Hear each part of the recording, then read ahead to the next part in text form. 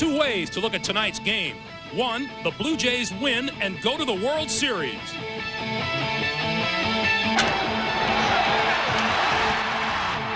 Olerud goes, the pitch is hit high and deep in the left center field. Johnson back to the wall, and it's gone. Paul Molitor, two-run homer to give the Blue Jays a 7-3 lead. Or the Chicago White Sox dig down again and take us to another day. Hit in the air, deep to right field. Carter back to the wall, looks up and it's gone. Lance Johnson did not hit a home run during the regular season. Base hit left field, range charging. Alomar's gonna come, the throw to the plate, and he is out.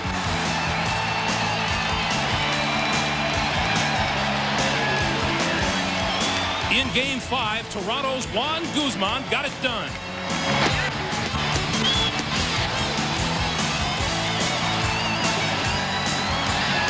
So is it hello long winter or home sweet home for the White Sox tonight?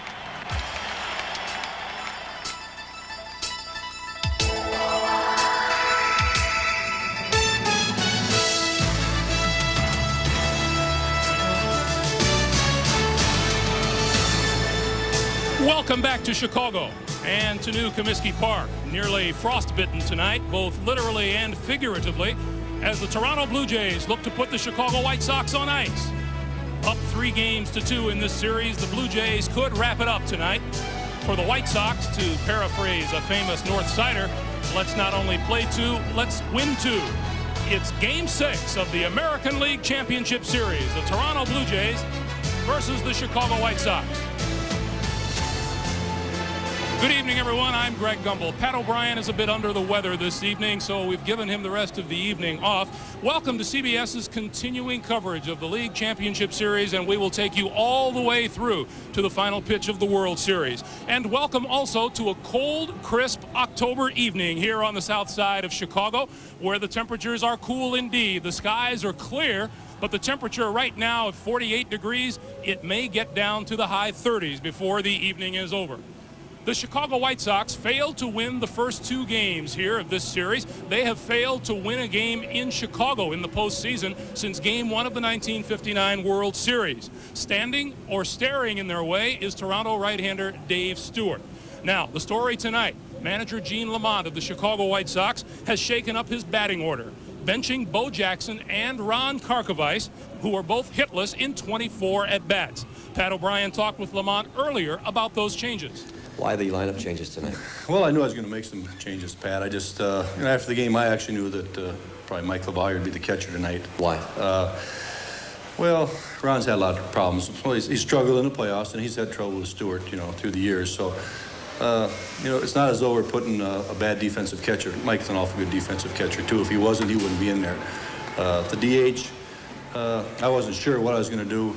Just thought about it a lot, and I guess probably maybe my gut and what I see Newsom's going to be. Any word from Bell or Bo on this? I haven't heard anything from him, but at this time of the year, you have to go with what you think's best.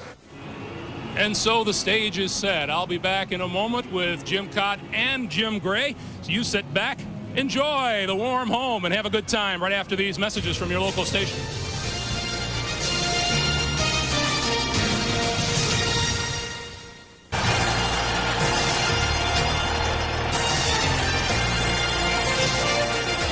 Back at Comiskey Park, which continues to fill up what the fans hope will not be the last game of the season. Game 6 of the American League Championship Series between the Blue Jays and the White Sox. Greg Gumbel joined now by my partner Jim Cott. Tonight's starting pitchers, Alex Fernandez for Chicago, Dave Stewart for the Toronto Blue Jays. Fernandez has made it a habit of beating the Blue Jays this season. Stewart has made it a habit of winning big games in the postseason. Seems like we've used this line before. The Toronto Blue Jays acquired fill in the blank to help them win the American League pennant. It started in 1990. They didn't win the pennant that year, but they acquired Bud Black, then Tom Candiotti in 1991. Last year they signed Jack Morris in the offseason and added David Cohn. They won the World Series. During the offseason they signed Dave Stewart. Why? Because they hoped that they would be in this position to have him pitch a clinching game. He has been the most successful pitcher in American League Championship Series history. He's won 7 games without a loss. On the other hand, young Alex Fernandez, part of the homegrown staff of the White Sox, a look at how successful he has been against the Blue Jays, averaging almost 8 innings a start, never allowing more than 2 runs. Has pitched well enough in all 5 of those games to win. He loves these kind of conditions, even though he's from Florida. Now, we talked prior to now about the changes in the Chicago lineup. Mike LaValliere behind the plate, Warren Newson, the DH. How does that impact the Chicago lineup? Well, what Gene Lamont is trying to do is get some hitters in the lineup that can make contact. He likes to hit and run, start the runners. Bo Jackson and Ron Karkovice, in 24 at-bats so far in this series, have had 12 strikeouts, and that has prevented Lamont from sending the runners trying to hit and run, and I think that's what LaValliere and Newson will add to that lineup tonight. Well, I know you're ready, and I'm ready, and we know the Blue Jays and the White Sox are set to rock and roll from Chicago. Starting lineups in the first pitch when we come back to Comiskey Park in just a moment. CBS Sports coverage of Game 6 of the American League Championship Series is brought to you by Lexus Luxury Automobiles, the result of a relentless pursuit of perfection. Bud Light. If you want great taste that won't fill you up and never let you down, make it a Bud Light. And by Burger King and its everyday value menu. Have it your way. I love this place. Here at Comiskey Park, the Chicago White Sox have taken the field to a thunderous ovation from the home crowd. And here's the starting lineup that Cito Gaston will put on the field tonight. It is no different than the first 5 games. Ricky Henderson leading off and playing left field. The center fielder is Devon White. Hitting third and playing second base, Roberto Alomar. The cleanup hitter is right fielder Joe Carter. At first base, John Olerud. The designated hitter is Paul Molitor. At shortstop, Tony Fernandez. Batting 8th and playing third base is Ed Sprague. And behind the plate is catcher Pat Borders. And in the field for the White Sox, the usual alignment in the outfield. Tim Raines is in left, Lance Johnson in center, and Ellis Burks over in right field. The infield, Robin Ventura plays third with Ozzie Guillen and Joey Cora in the middle of the diamond. Frank Thomas is at first base. And here's the lineup change. Mike LaValliere and his percentage at throwing out base stealers, just as good as Ron Karkovice. Not as strong an arm, but very accurate. He'll catch right-hander Alex Fernandez, a fastball pitcher. He loves this weather, even though he's from Florida, because he says the cool weather, it gives me more stamina. I feel like I can throw hard on every pitch, never get tired. Phenomenal year this year and a lot of success against the Blue Jays. We'll tell you about Alex Fernandez and his numbers early on, but we had a chance to talk with Joe Carter of the Toronto Blue Jays. Here's what he said about getting to Alex early on. You know, it's a pressure situation. It's a must-win for them. It's not a must-win for us. But the good thing is we're on the road, and now we get to hit first. And if we can go out there and win the game in the first inning, that's what we're going to try to do, to set the tempo, you know, make them play with their backs against the wall.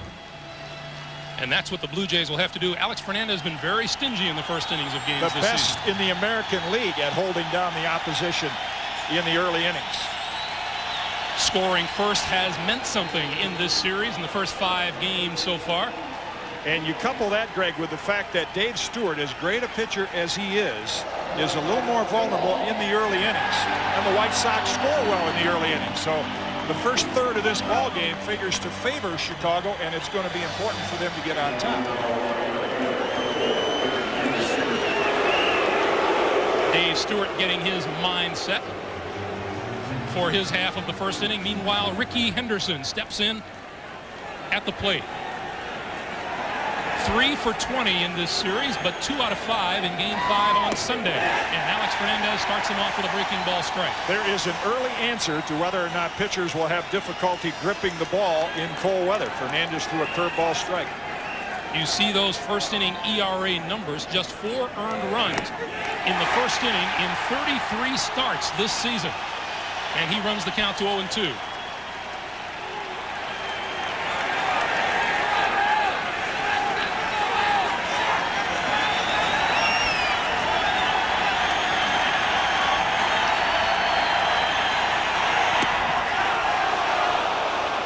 Ball and 2 strikes. You can see the blowing on the hand. The key to pitching and gripping the ball comfortably in this weather is keep the fingers warm. And there's the pinpoint control of Alex Fernandez with the fastball just off the corner.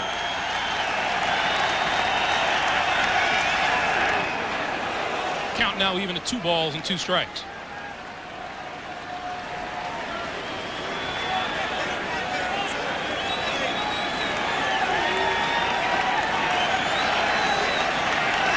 The Toronto Blue Jays hit just .175 as a team against Alex Fernandez during the regular season. Got him swinging.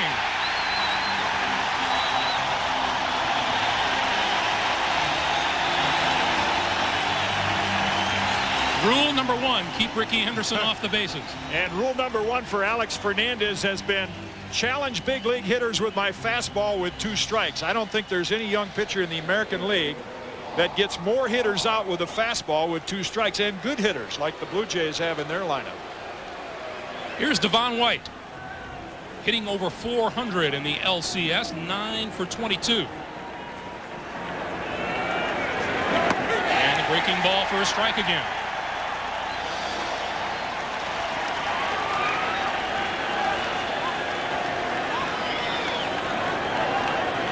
White has hit safely in each of the games in this series, and now Alex Fernandez is now on top of him 0-2.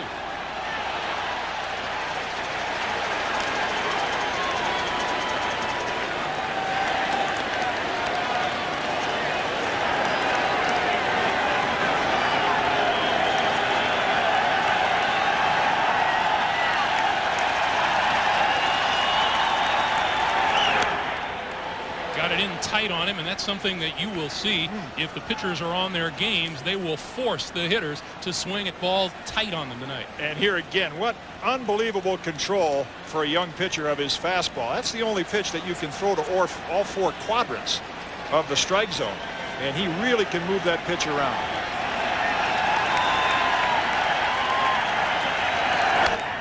Between first and second, that's a base hit for Devon White. And he has now hit safely in all 6 of the ALCS games. That's the first hit of the evening.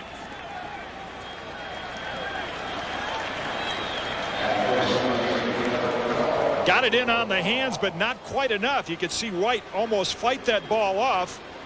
Thomas no chance to get it. Cora comes into your picture, and it's out of his reach. And of course, White always a threat to run, even though he says this is the softest field in the American League, not only out in the outfield, but the base paths. Not that they've done anything to doctor it. It's just a soft field. Mike LaValliere behind the plate tonight in place of Ron Karkovice, and LaValliere no slouch throwing out base runners either. He has thrown out 21 of 29 trying to steal on him this season. Ball 1. 34 stolen bases for Devon White on the year, but is 0 for 1 in the postseason.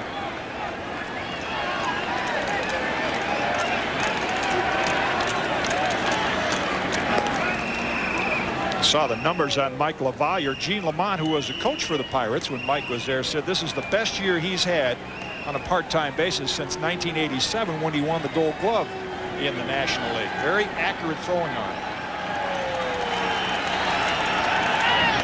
Breaking ball is in there. 1-1. Robbie Alomar started very slowly in this series, but in Game 5 he was the driving force and the spark plug for the Blue Jays. In fact, he and Ricky Henderson have begun to turn things up a bit.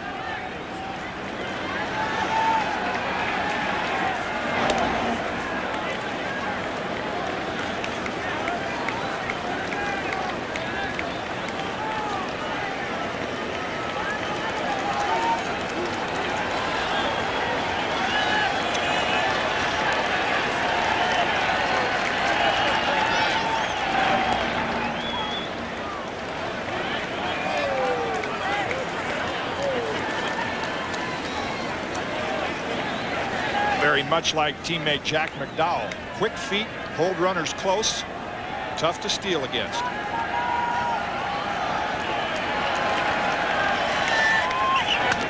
Double play ball. Key to Cora, and he is called out at second. Cora dropped the ball, transferring it to his throwing hand. So the fielder's choice leaves Alomar at first with 2 out. Don't know if they would have doubled up Alomar anyway, but Joey Cora had no chance to do it by catching the ball on the run. He never made a pivot. You see, he just catches the ball and keeps on running over the bag, then loses control of it. And that's why Greg Kosk right on the call saying, yes, he caught it. The out is made at second. Dropped it and making the transition trying to throw. So Alomar is on first with 2 out now, and here's Joe Carter. Carter 6 out of 22 in the first 5 games. Driven deep and foul down the left field line. Prior to the game, we're standing at the batting cage talking with Joe Carter. He showed us exactly where on the bat you have to hit it. And he says even then, in this weather, it might hurt a little bit. And talking with hitters around the cage, I said, you're going to see a lot of foul balls pulled out of play tonight because hitters want to get the bat head out on a cold night and keep from getting hit on the hands. Robbie Alomar, perfect 13 out of 13 in stolen base attempts in his LCS career.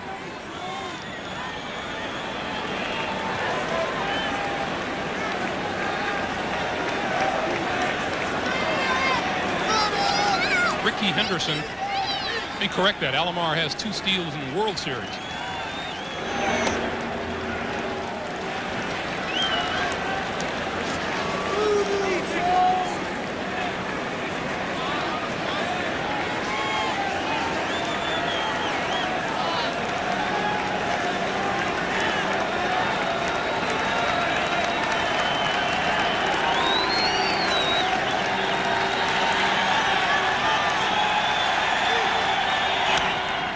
Hit in the air, right field. Ellis Burks, plenty of room. And the Blue Jays leave 1. We'll go to the last of the first. The White Sox coming to bat.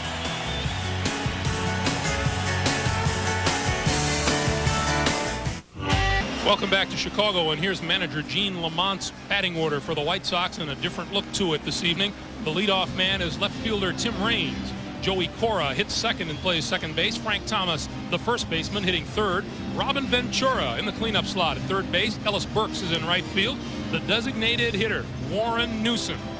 In center field is Lance Johnson. Mike LaValliere is behind the plate. And the shortstop is Ozzie Guillen. And every inning of every game you have seen this Toronto alignment. Ricky Henderson in left, Devon White in center, and Joe Carter in right. Around the infield, it's been Ed Sprague. Tony Fernandez is the shortstop. Then Roberto Alomar and John Olerud on the right side of the diamond. Pat Borders catches. The only changes in that lineup every day, the pitcher. Dave Stewart, the best postseason pitcher in American League Championship Series history. And Timmy Raines steps in to face him. Raines having an outstanding series at the plate, 11 for 23. And Dave Stewart goes to work. Ball 1.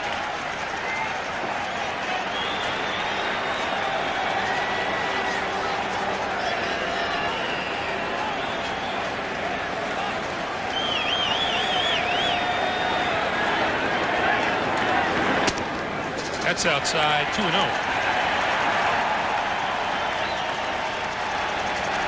Talked about how big he is in the postseason. That's about as big as you can get. Tying Catfish Hunter tonight with his 10th start. That's the most in playoff history. Lifts this one into left field. And no trouble at all for Ricky Henderson. 1 out.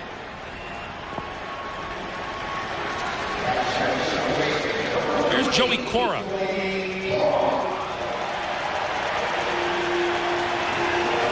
Cora 3 out of 19. That averages out to 158.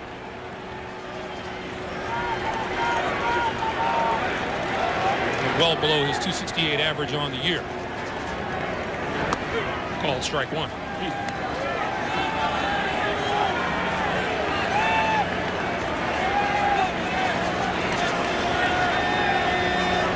Pretty good company for Dave Stewart. Catfish would say it's pretty good company for him. Line foul down the left field line, 0-2. If he were to win tonight's game, he would be in select company also at Catfish. That would be the 4th series clincher that Stewart would have pitched. Back in game 2 here in Chicago last Wednesday, Dave Stewart allowed 4 bases on balls, but walked 3 in the first inning.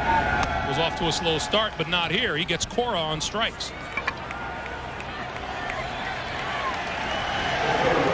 The And the curveball by Fernandez, and now you see the break-in pitch by Dave Stewart. He has an excellent fork ball, and that looked like it right there. You could really see the non-spin on the pitch, not a lot of rotation.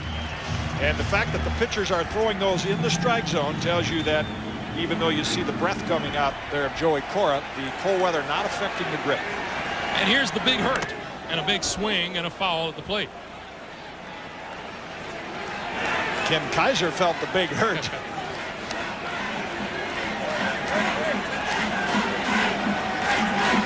Knocked the mask off, caught the bottom of it. Some catchers and umpires, you'll see them wear almost like the tongue of a shoe down below that to keep from getting hit in the throat. Steve Yeager of the Dodgers first used it. 0-1 pitches inside. You think that feels a little different on a cool night as opposed to a warm summer day. No easy job back at the plate. 1-1. The count on Frank Thomas, who struck out 3 times in Game 5 in Toronto on Sunday. Fouled back. Speaking of the umpires, Ken Kaiser is working behind home plate tonight. Jim Evans at first, Greg Kosk at second, and John Shulock over at third. Ted Hendry is down the left field line, and Tim Cheetah down the right field line.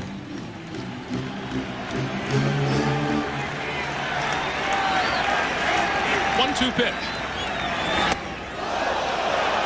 Stewart keeps it tight, 2-2. By design, if you're going to throw the fastball inside to Frank Thomas, you want it way in. You want to err on the side of him and not on the plate. So let's see where Stewart brings the follow-up pitch. Down and away, and it got away from him, and the count is now full at 3-2. This has been Frank Thomas's inning. 15 dingers. His first trip to the plate. In this league championship series, he has reached base 14 times out of the 23 times he's appeared at the plate. Full count pitch. Hit hard, straight away center field. Devon White is there, and the White Sox go in order. We've completed 1 inning of Game 6. We're scoreless in Chicago.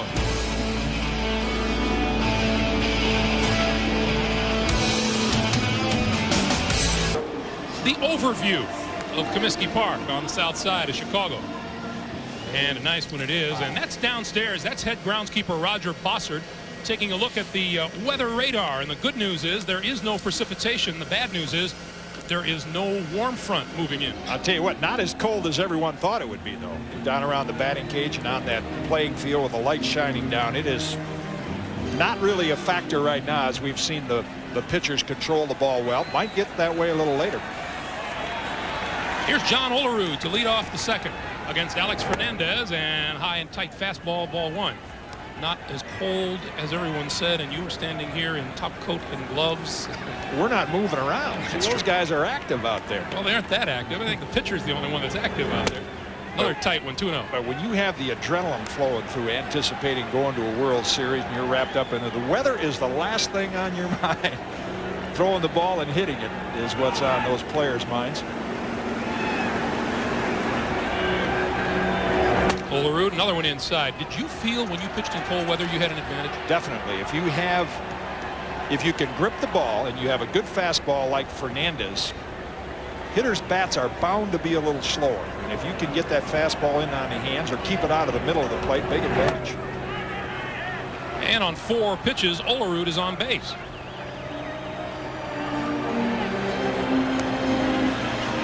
Olerud, no stranger to the base on balls, walked 114 times during the regular season. And that's something new for Alex Fernandez, and base on balls to lead off an inning. He hadn't done that to lead off an inning in his last 12 starts.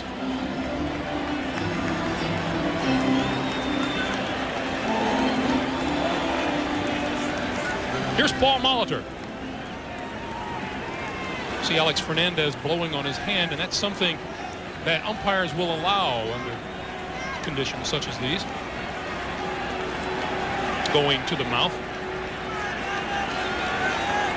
Olerud not a threat to run, so Thomas not holding him on, and a swing and a miss from Molitor.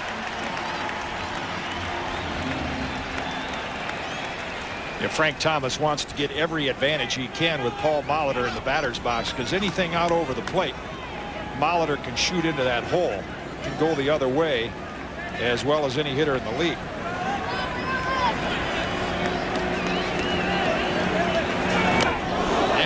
piece of Molitor, and the Blue Jays have 2 men on.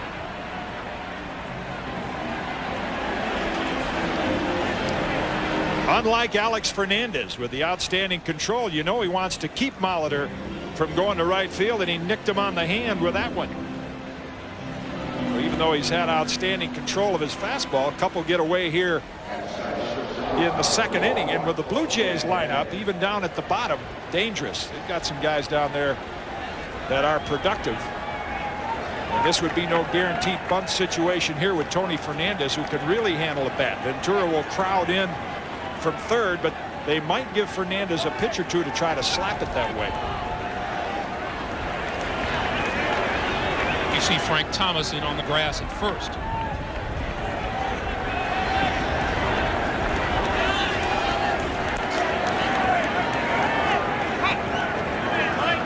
Fernandez squares, puts it down. Fernandez, Alex that is, throws out Tony. With Joey Cora covering.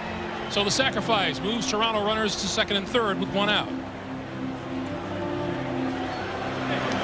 Cito Gaston plays it by the book, fundamental baseball, and sacrifices with the left-hand hitter Tony Fernandez to get to Ed Sprague. That gives the White Sox an option here.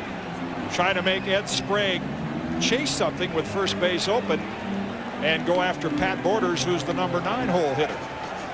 As you see Fernandez field that one and make the play.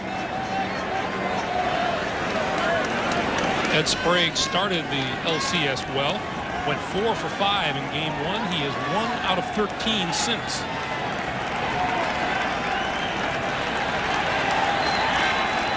Infield back, ball 1. Yeah, one of the reasons I think Cito may have bunted Fernandez, even though Tony's a left-hand hitter, Sprague, right? Sprague is an outstanding fastball hitter. And Fernandez, according to the charts kept by Larry Heisel, their hitting coach, will challenge you pitch after pitch with that fastball. Playing the percentage that Sprague could get a hold of him.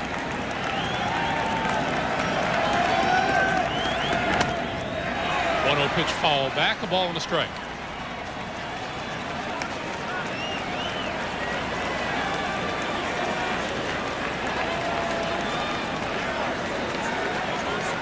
The Chicago White Sox would love to live to see another day. Wilson Alvarez down there at the end is the projected Game 7 starter tomorrow night. 1-1. 2-1.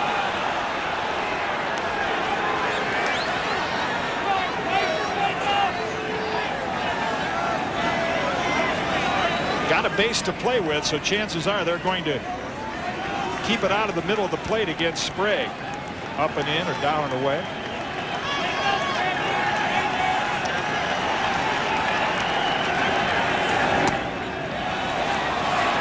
The count now 3-1 to Ed Sprague.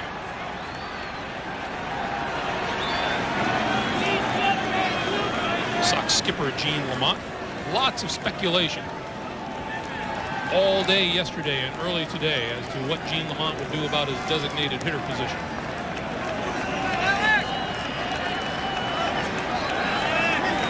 Three-one pitch. Ball 4 and the bases are loaded.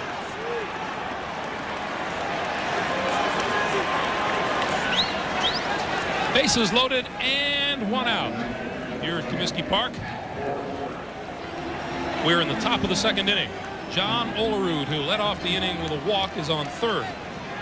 Paul Molitor is at second. And Ed Sprague, who just walked, is on first. And Jackie Brown's going to take a walk to the mound. This type of situation, you may see a lot of this. Very deliberate approach hitter by hitter. Blues today, of course, the White Sox are out, and they want to make sure. Check with Fernandez. Think back now to David Cohn's scouting reports that we've been using during the series. As a lot of American League pitchers would attest to, Pat Borders very aggressive early in the count. So any kind of fastball on the early part, on the inside part of the plate, he's ready for. And I think that's what Jackie Brown wants to remind Fernandez about. Plus, Gene Lamont is going to make moves a lot earlier in this game, and already has veteran Tim Belcher beginning to loosen in the bullpen.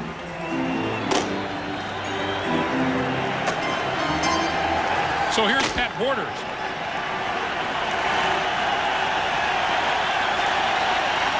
Infield looking for a double play ball. Borders 2 out of 20 in his career against Alex Fernandez, and Fernandez has struck him out 5 times. Base hit right field. 2 runs will score, and the throw into second base is cut off as Sprague tripped rounding second and had to hold there. 2-0 Blue Jays.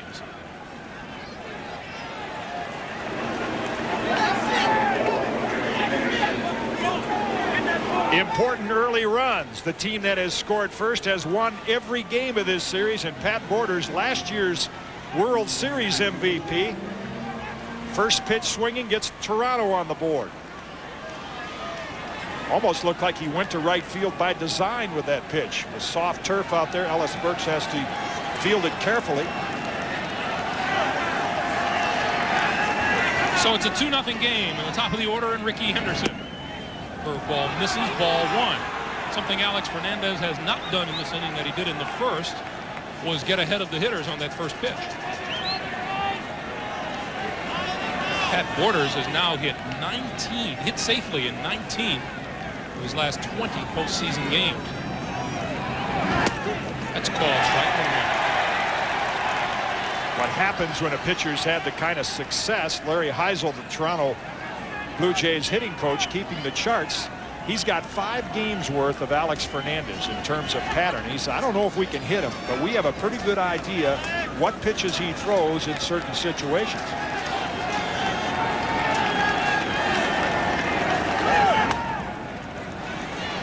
One and 2 now on the foul ball down the right field line. Logical question might be, well, then why doesn't Fernandez change his pattern? Well, when you've had 5 good games against a team like he has, you say, I'm going my way until they prove that they can hit me. As opposed to Jack McDowell, who started game 5, and there was certainly reason enough based on his history against the Blue Jays for him to try and adjust what he'd been doing. Because he'd had no success against them. 1 and 2 to Henderson, who struck out. Leading off the game, slow roller. Ventura will make the play at third and gets the force out there.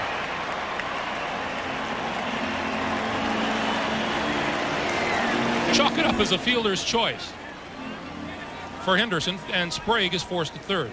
Gets him to top a curveball. Ventura, respecting Henderson's speed, takes the force play at third. Ventura gets the force, but not by much. 2 out now, runner still at first and second, and here's Devon White. White singled back in the first inning for the first Toronto hit of the night.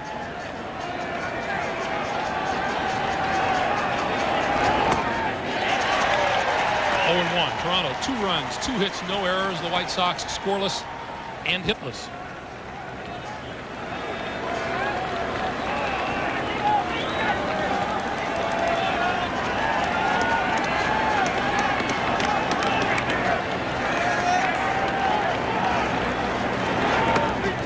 Showed bunt, took strike 2, and disagreed with Ken Kaiser's call.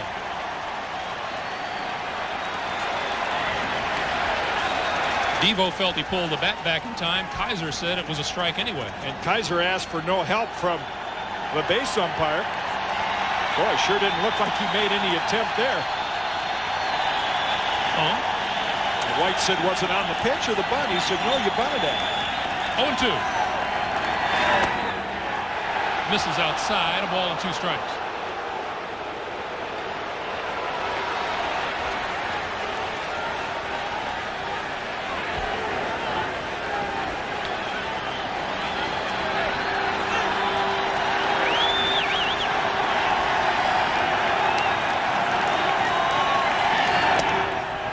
Misses high and away, and the count now 2 balls and 2 strikes.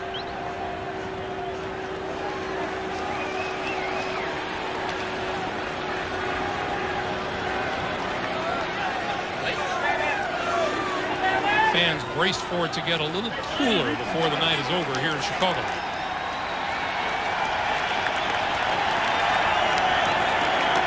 White fouled off. Good night to be a hot chocolate vendor. That stuff will set tonight.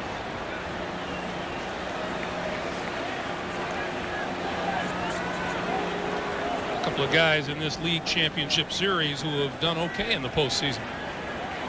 Before Ricky Henderson arrived, it was White and Alomar, the 1-2 hitters for Toronto, and they've been the best in ALCS history as a 1-2 combination.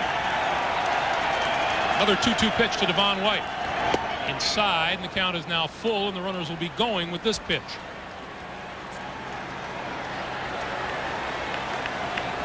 I think the fact that the Blue Jays have gotten a couple of base hits off Fernandez's fastball, he's now pitching a little more carefully with it.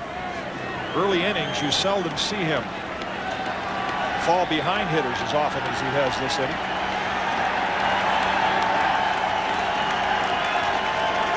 Runners go. Foul down the left field line, and that'll reach the seats.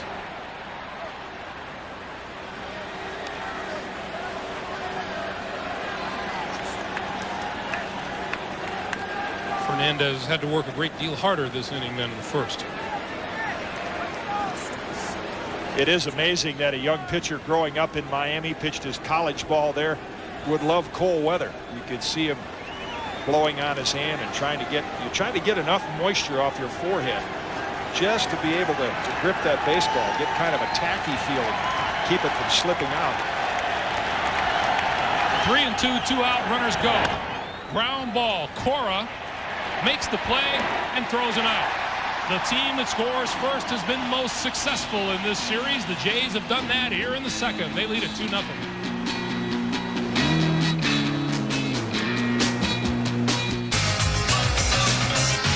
The Blue Jays are champions of the American League East again.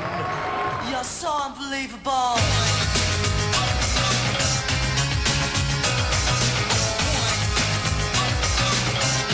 Your 1993 Division champion Chicago White Sox. You're unbelievable. A message from Major League Baseball. From behind home plate here in the new Comiskey Park, we go to the bottom of the second inning. Robin Ventura, Ellis Burks, and Warren Newsom against Dave Stewart, who sat quite a while on the bench in the second inning. Don't think it'll affect him yet. There's heaters in the dugout. You're involved in a game like this, you'll sit forever. You'll find a way to keep your mind occupied, your body warm. Ventura looks at ball one. 1 out of 4. In game 5, a 2-run 9th inning homer that closed the gap to 5-3, but the White Sox got no closer and fell behind 3-2 in this series. He is 4 out of 17 in the LCS.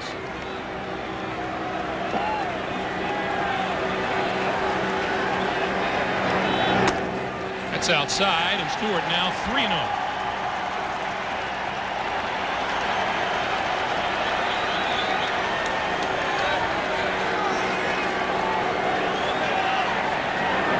That's the 6th base on balls Ventura's drawn in this series. This cold weather, how does it affect pitching? Well, here's pitching coach Galen Cisco of the Jays. If your arm's in good shape, there is a big effect coming from the weather unless it gets down into the 30-degree, between 30 and 40, and then the baseball becomes slick. You might not get as good a feel, particularly on touch pitches like knuckleballs, forkballs. Jim, do you think it's coincidence that Dave Stewart just threw 4 balls coming out of the dugout? No, I think we pointed out at the start of the game how he tends to have some difficulty in the early going. This is typical for Dave Stewart. He's one of those get him early or you don't get him. Now, if he continues to miss the strike zone with his forkball and his curveball, then what Galen Cisco said would be true. It can affect you on the touch pitches. I don't think it is right now. Threw a breaking ball for a strike. And that one in the dirt, bounces away from Borders, and Ventura down to second. And that will happen to both Stewart and Borders. You see the grip on the forkball, and Borders gets the body down but can't smother it. It hops away, enables Ventura to advance to second.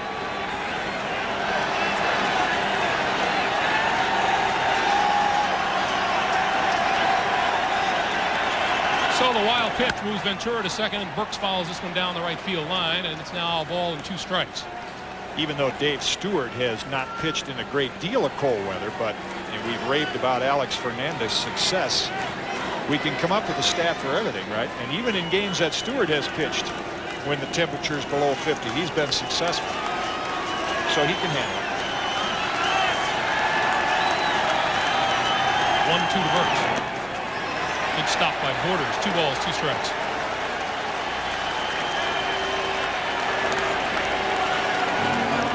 Pat Borders could get very dirty during a baseball game and never slide on the bases.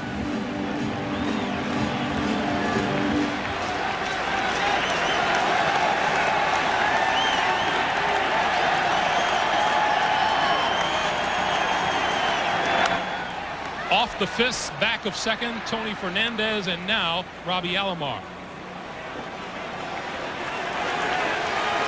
So that's 1 out, and there's an example of Dave Stewart getting in on the fists, and it works for him. Here's Warren Newson.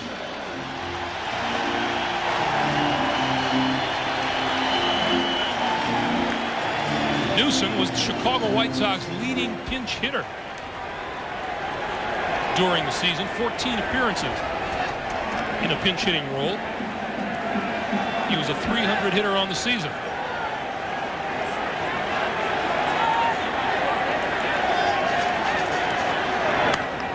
Fouled back, 0-1. You could hear the applause from the crowd. Such a popular player in Chicago, Warren Newson. And we mentioned Rich Hacker coming back from a serious automobile accident. Warren's wife Tina, when Warren was optioned down to AAA to break a spring training, wife Tina and his mother-in-law traveling from Texas to Nashville, involved in a serious auto accident. Warren missed the first part of the season. He was home tending to his injured wife and mother-in-law. We're happy to report, and I would imagine Tina's watching tonight from San Diego. She is on the road to recovery, and we're grateful for that. She came out of the accident as Rich Hacker did.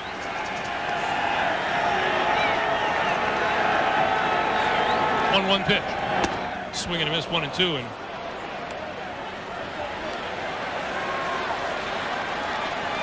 that number 6 slot has been a problem for the White Sox, and if they could get half the production from the Blue Jays, they'd be happy. The Blue Jays have Molitor or Alomar in their 6 hole. And Gene Lamont trying to get more production out of his. And this is just one more note on Tina Newson. She wants to send her best wishes to the nurses and the staff at Tier Hospital and all of her friends in Houston, Texas. Tina, we're happy to pass those along. 2 balls, 2 strikes. Sharply hit. Alomar back on the outfield grass to make the play. So Newson gets good wood on it, but it was right at Robbie Alomar, and there's 2 out. And on the play, Ventura moves to third. Well, at least Gene Lamont gets the contact he's looking for. Had there been nobody out, Newson would have had a productive out, but he hit it at one of the best second basemen in all of baseball. Handles it, gets his balance, throws him out easily.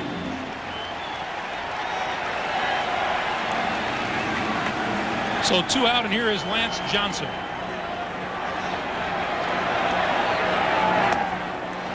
Ball 1. And Dave Stewart has now gone past Catfish Hunter for the all-time number of innings pitched in LCS series history.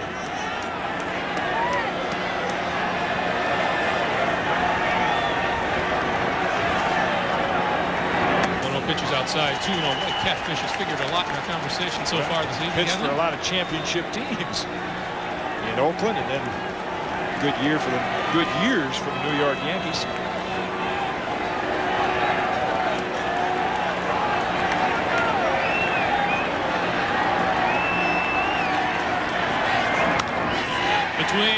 Right at first baseman John Olerud, who makes the scoop and makes the play at first, and the White Sox leave a runner on at third. We've played 2 complete. It is 2-0 Toronto. CBS Sports coverage of Game 6 of the American League Championship Series is brought to you by Toyota and their full line of quality cars and trucks, Compact Computer Corporation, and by AT&T. We help put your world within reach. Like a diamond in the middle of the night, Comiskey Park, as we go to the top of the 3rd inning, and the Blue Jays will send their 3, 4, and 5 hitters to the plate to meet Alex Fernandez. Robbie Alomar, Joe Carter, and John Olerud.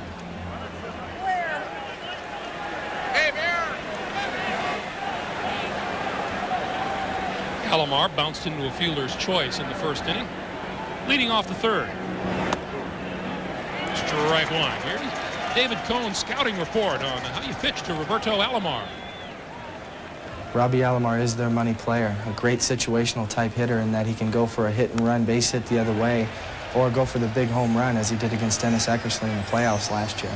Probably a better left-handed hitter than right, and the way to go after him left-handed is with fastballs up and in with elevation. That's Alex Fernandez's game. 0-2 the count to Alomar. Chopper over the middle. Cora back of second. Nice play by Joey Cora for the first out of the inning. Cora's had a nice year for the White Sox, but he does have a little more difficulty going to his right than his left. A couple errors earlier in the season, but he recovers and makes a nice throw there to get Alomar. If you're watching at home, don't do that. Players can't keep from doing it. By instinct, they slide head first. You end up with a lot of hand injuries, and managers and coaches keep saying, run through the base. Don't slide head first. Players do it. Joe Carter looks at ball one. Talking about Fernandez's pitching style, and Carter was saying before the game how Fernandez starts you with the fast stuff, and then with 2 strikes on you, you think he's going to throw you something breaking ball away, and he comes inside with the high fastball again. He says tonight he thinks the Blue Jays will be ready for that. Well, as he struck out Ricky with the 2-strike fastball, there's evidence of his pitching pattern. 1-1. 1-2.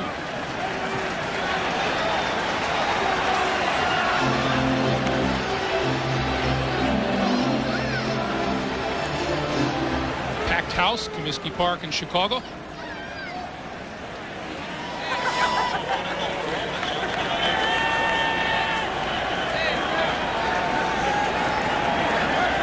One-two pitch. There's a fastball that Carter fouled off. The Blue Jays scored 2 runs in the top of the second inning on the benefit of just 1 base hit. That was Pat Border's single with the bases loaded. Alex Fernandez contributed to it with 2 bases on balls, and he also hit a batter. And the Jays lead at 2-0. That's high. 2-2.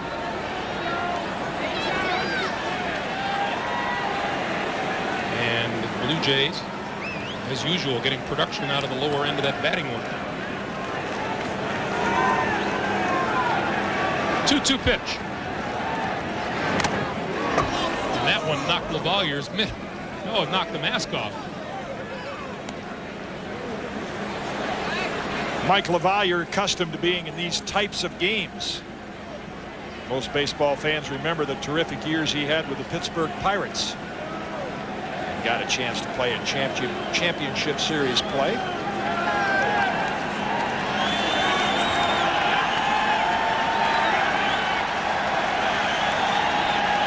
And Carter steps out on Fernandez.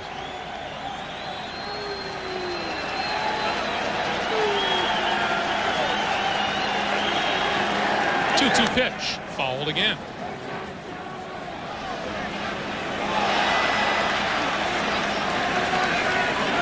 Ron Karkovice sitting out for the first time in this series. 0 for 14 in the series. Gene Lamont wants some more contact out of that lineup, so LaValliere starts tonight. Carter again with a foul ball.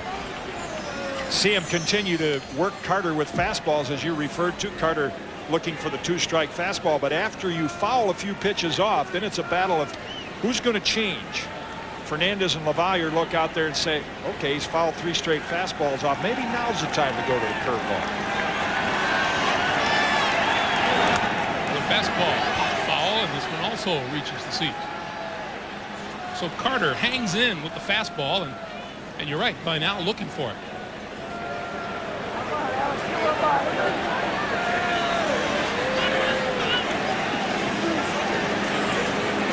Joe is indeed one of the happier players in baseball, isn't he? knock in 100 runs every year, I'd be happy too.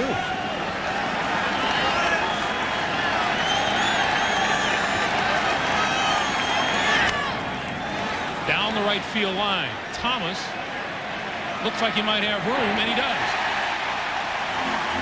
Pretty good battle between Fernandez and Carter, and Fernandez wins this one, out number 2 of the inning. Carter now 3 out of 29 for his career against Fernandez. I think that's the call of a veteran catcher. Younger catcher might have been very tempted there to say, okay, let's go to the curveball, which is a little easier pitch to hang, especially in this weather. That fastball has been Alex Fernandez's best pitch. LaValliere said, we're going to keep right on going after him with it until he shows us he can pull it, and he didn't. John Olerud walked on 4 pitches to lead off the second and looks at one outside here.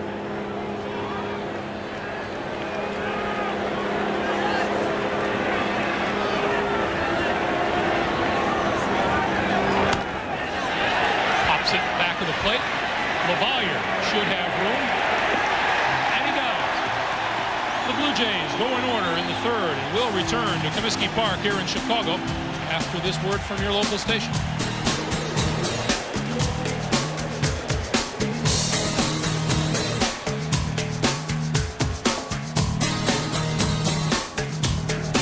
Another beautiful shot from overhead above Comiskey Park from the airship Shamu, representing the SeaWorld Marine Life Parks in Florida, Texas, California, and Ohio. And we're glad to have him back with us this evening. They have had some clear nights in Chicago to take those pictures with.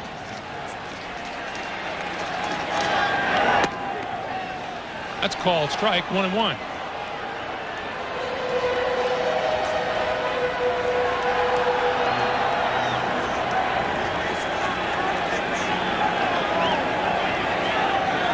On Mike LaValliere. Outside 2-1. LaValliere getting the starting job tonight behind the plate, replacing Ron Karkovice. On the year, LaValliere hit .255, did not hit a home run.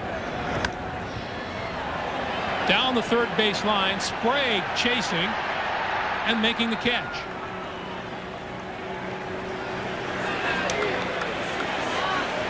We remind you that tomorrow the National League Championship Series resumes. Game 6 in Philadelphia.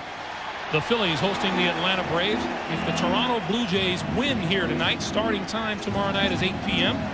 If Chicago wins, it's a 3 o'clock start. And Greg Maddux will go for the Braves. Tommy Green for the Philadelphia Phillies. Braves going to try to defeat Tommy Green again. He lost the last meeting between those two. That was the first time he had lost a game at Veterans Stadium all year. And Maddux, of course, like Dave Stewart for the Blue Jays, a free agent signing, and he's the guy Bobby Cox would like to have on the mound in situations like this. And then Tommy Glavine in Game 7. Ozzie Guillen takes ball 1. As a pitcher, does your heart go out to Curt Schilling the way he has pitched in this series? And that whole ball club in Philadelphia to battle back and win a game like that on the road was remarkable. 1-0 pitch. Ozzie into right center field. Carter and White, long runs. It falls safely. Guillen on his way to second. White with the throw, and Guillen beat it.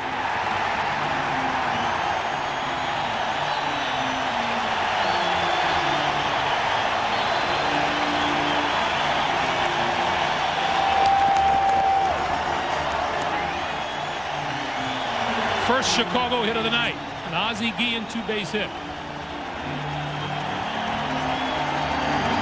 Trying to match the Toronto bottom third of the order that's been so productive. And Guillen with a big one-out double. Carter reaches as far as he can. And Guillen with a head-first slide in for a double.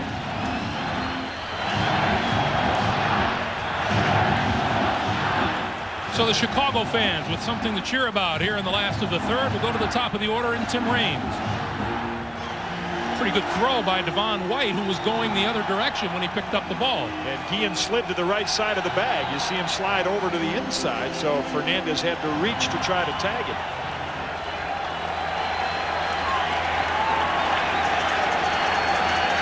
Here's Tim Raines.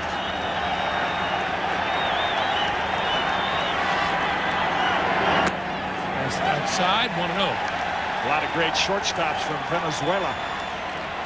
in Major League Baseball history. Louis Aparicio right here in Chicago, but Ozzie Guillen's hero was Davey Concepcion. Played for the Cincinnati Reds, the Big Red Machine, and that's why he wears number 13. It was Concepcion's number.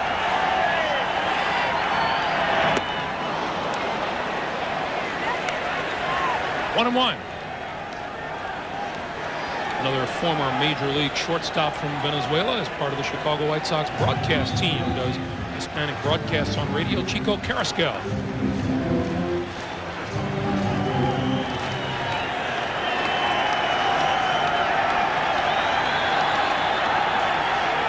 Guillen takes a look around at second base. 1-1 pitch to Raines. Base hit left field. Guillen will be held at third as the throw comes in, and the White Sox with runners at the corners and 1 out. And the second straight hit off of Dave Stewart.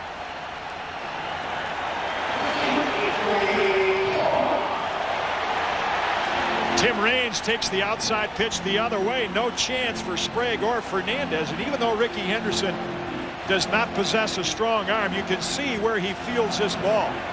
Very, very shallow left field, and Terry Bevington wisely holds up Ozzie Guillen. Guillen had to wait just a couple of counts anyway to make sure the ball went through. And with his 12th hit in this series, Tim Raines sets a new American League Championship Series record. He had shared with 5 other players the record of 11. Chris Chambliss, Fred Lynn, Robbie Alomar, Harold Baines, and Marty Barrett.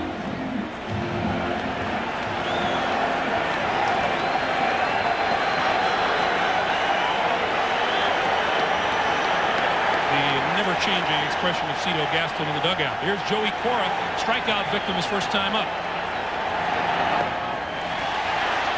Ball 1. Well, the object here for Chicago is to stay out of the double play. And we've had this situation several times during the series, and I've mentioned the bunt. Haven't seen Cora do it yet, but it's such a logical play with Olerud holding Raines at first. You just pull a bunt down that way. You advance Raines to second, get the run home, stay out of the double play, get Frank Thomas to the plate.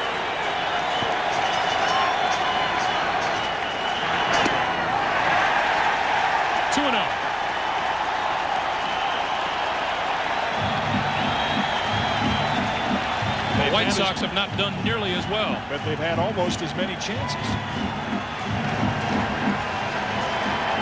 Tim Raines 1 out of 2 in the stolen base department in the series so far.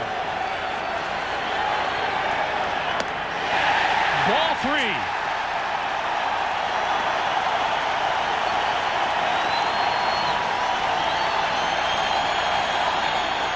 Frank Thomas will be next.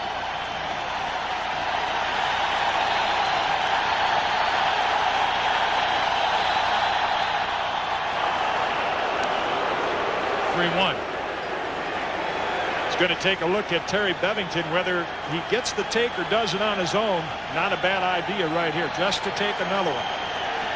Force Stewart to throw a strike, try to get Thomas up there.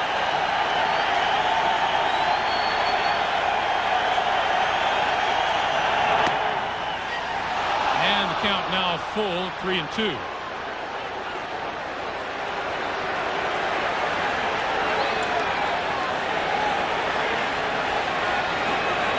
Borders to talk with Dave Stewart, perhaps about Tim Raines running on this pitch. Probably just the pitch selection, or maybe just an idea to watch Raines at first base. I would think with 3-2-1 out, he's going to be off on a ground ball, stay out of the double play. There goes Raines. And that hit him, and the bases are loaded.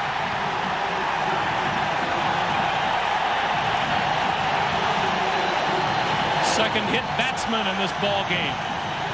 1 for each side, and it's time for the big hurt with the bases loaded. Stuck his elbow almost into the strike zone. Wow. That pitch was close to being a strike.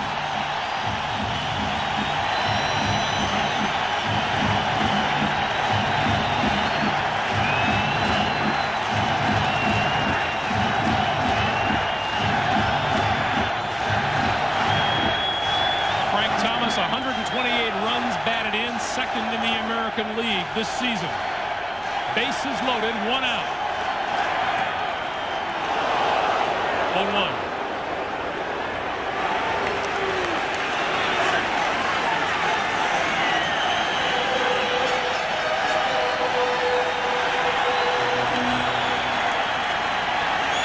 Thomas has made it a habit of producing with the bases full.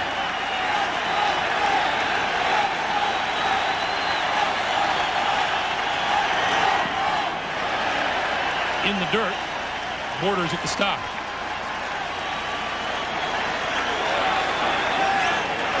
Pat Borders does a great job of this, and he sure gets a lot of chances with Stewart and Guzman pitching. Very important here with the bases loaded, because Stewart wants to keep that pitch down.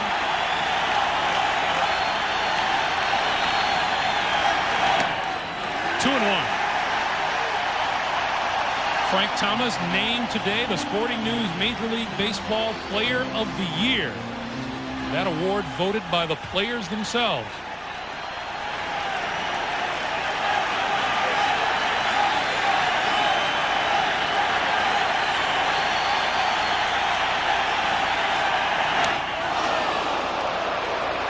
Stewart got that one up and in, and it's 2-2.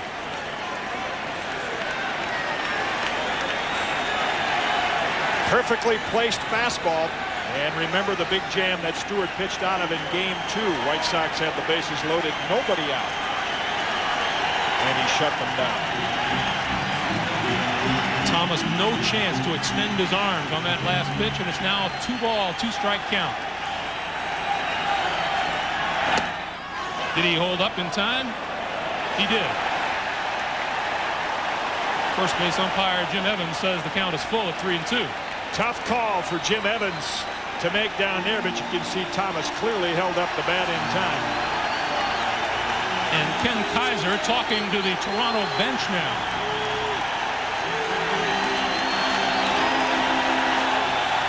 Here is one of those moments early in the game.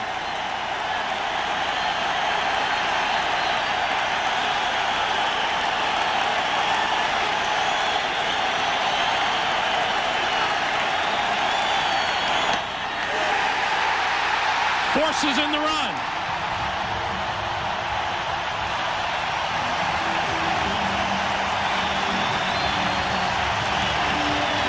That base on balls gives Frank Thomas a new LCS record with walks in a series. And a big smile. A smile of frustration by Dave Stewart, because he felt he put that pitch right in the spot he wanted. Ken Kaiser saw it differently. 10th walk of this series for Frank Thomas. He gets an RBI. It's a 2-1 game. Here's Ventura. Olerud goes to second for 1. He beat the relay. Rain scores, and we have a tie game.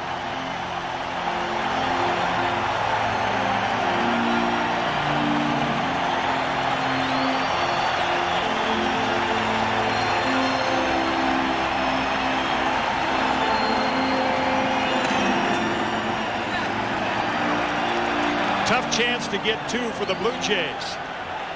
In the soft field, the ball doesn't get to Olerud as quickly, and Fernandez has to make an off-balance throw to Stewart.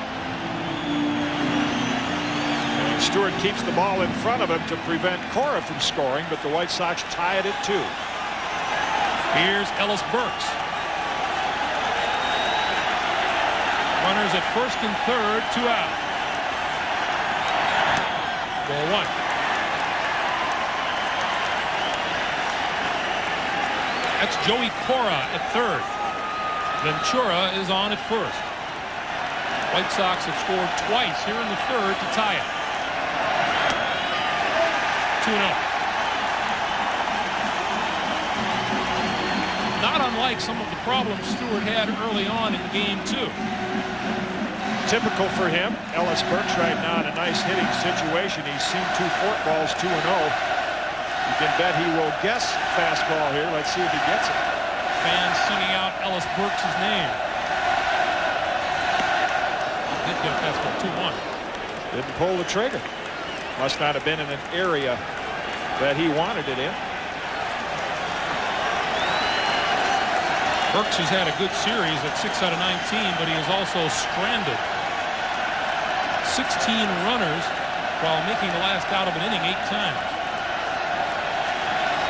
And is faced with that situation here. Good swing and a good pitch. It's 2-2.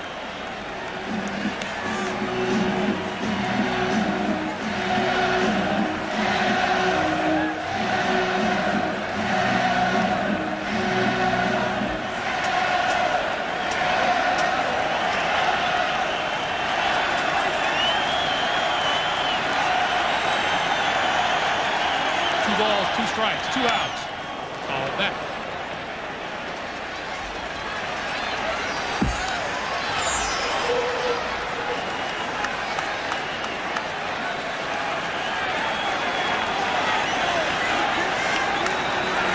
Well, as Burks contributing tremendously to a change in the Chicago outfield this year. A difference of 29 homers and 55 runs batted in, more than they had last year.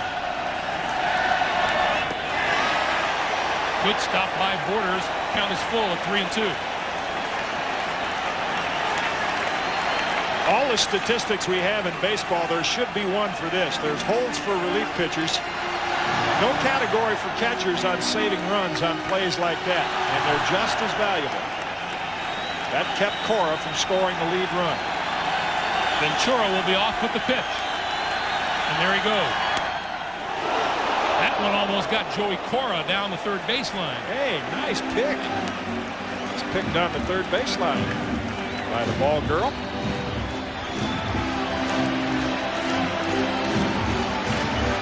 That's good reaction time. She saw Pat Borders played it the same way. Keep the ball in front of you. Stewart, 29 pitches over the first 2 innings. This will be his 30th.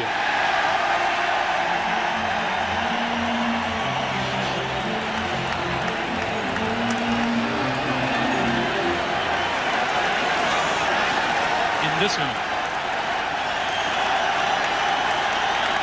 There goes Ventura. Down the third baseline. Sprague will go across the diamond. And that'll do it for the White Sox here in the 3rd inning. But they come up with 2. And after 3, it's a 2-2 tie. Is sponsored by Bud Light. Welcome back to Chicago, where the Blue Jays took a 2-run lead in the top of the 2nd inning on a Pat Borders base hit. The White Sox responded with 2 in the last of the 3rd. Frank Thomas setting a league championship series record with his 10th base on balls of the series. It came with the bases loaded. He got an RBI out of it, and we'll go to the 4th inning with the score tied at 2. Paul Molitor, Tony Fernandez, Ed Sprague to face Alex Fernandez, who's been on the bench for a while.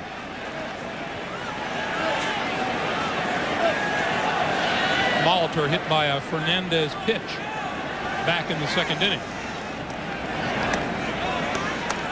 Misses with the breaking ball, ball 1.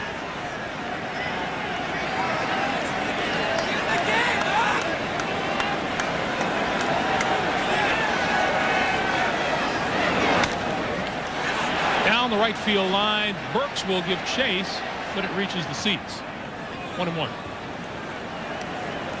You mentioned Alex Fernandez spent a lot of time on the bench. And what pitchers used to do before all the modern equipment came along is you just get 2 hot water bottles, put towels around them, keep your hand between them. Now there's the insulated gloves and there's heat in the dugout. So pitchers really have a way to stay warm while they're in there.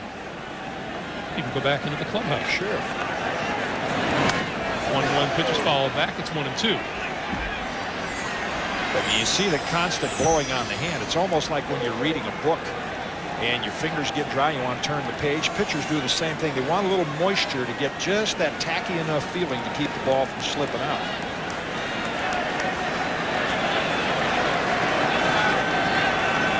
One-two to Molitor. Down the line, Ventura tries backhanding it. Can he get him? No.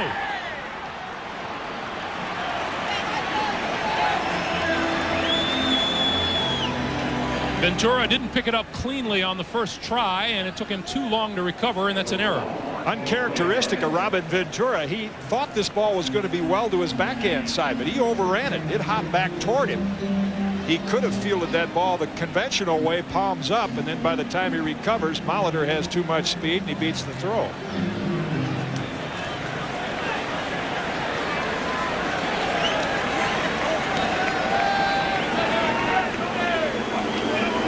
Some of the ways you keep warm in the Toronto dugout. Molitor on first with the error, and here's Tony Fernandez, who sacrificed runners up to second and third back in the second inning. This one is out of play down the third base line. Back in the second inning, Pat Borders came through with a bases loaded single to right to get 2 runners home for the Blue Jays. In the third inning, Frank Thomas walked with the bases loaded to get the first Chicago run over. And then Tim Raines scored on the Robin Ventura fielder's choice. That's how we stand here in the top of the fourth.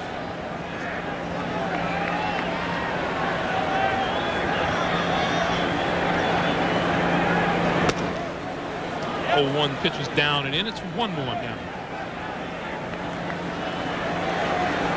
Long look at Nick Leyva. Fernandez throws a lot of fastballs.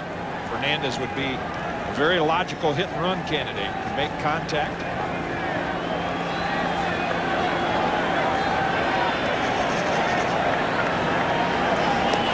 Quick throw to first. No, says Jim Evans.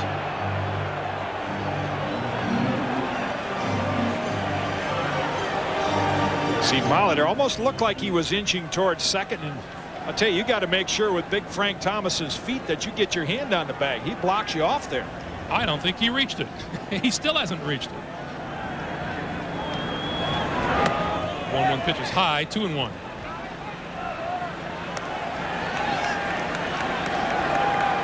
That's the first thing Frank Thomas learned playing first base. Man, you got to go over that big foot. Too long around it. Hit and run percentage goes up even more now with a 2-1 count. Fernandez, Alex that is, has to throw a strike. There he goes. Hit in the air, left center field. Molitor will pull up. Johnson, playing that swirling wind in the outfield, comes back and makes the catch. Made reference to it our first 2 games here in Comiskey Park. The winds here in Comiskey Park can be very tricky indeed. And this is Lance Johnson's home park, and you can even see he has to change his route. No matter what way the flags are blowing, outfielders will tell you, they look up and it says, yes, it looks like the ball will be carrying to right. Not so. It'll change inning to inning. Continually swirling. Yeah, like that. Like that, Lance. Here's Ed Sprague with 1 on and 1 out.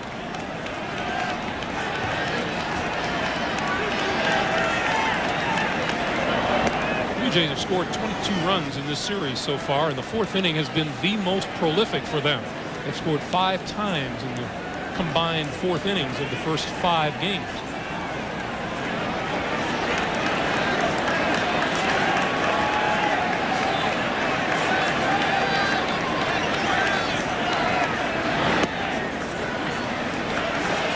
Fernandez misses low, ball 1. Along with Jim Cott and Jim Gray, I'm Greg Gumbel. The new Comiskey Park on the south side of Chicago, Game 6 of the American League Championship Series. We are tied at 2. With 1 on and 1 out here in the top of the 4th inning. Ed Sprague, the hitter. Pat Borders due up next. Big swing and a miss.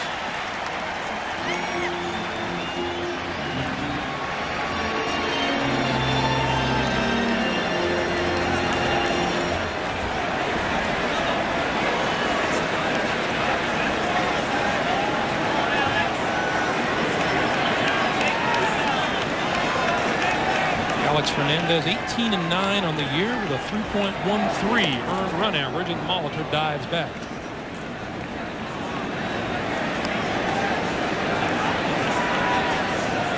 Blue Jays jumped into gear in Game 5 Sunday in Toronto. In Toronto is the key word. Faster turf, faster track, a little tougher to get a jump here. Ground ball, base hit right field. Molitor makes the turn at second. He'll go to third without a throw. And the Jays now with runners at first and third and 1 out. Third hit of the game for Toronto.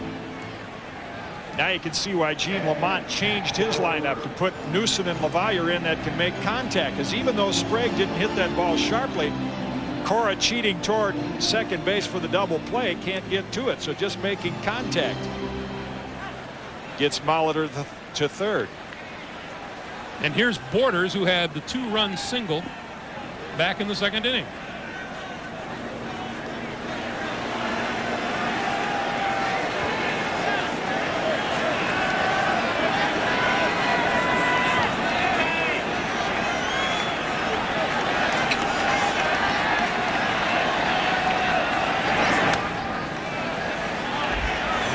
Borders, first pitch swinging, fouls back. That brought a quick visit from Gene Lamont. Remember Pat Borders in the second inning with the bases loaded, 1 out, first pitch swinging.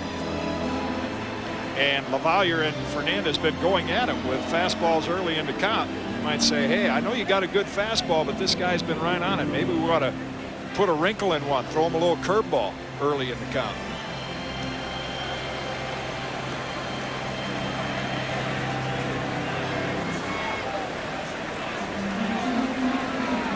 Pat Borders, like the good dad he is, he takes his kids with him wherever he goes. Scribbled their names on his batting glove.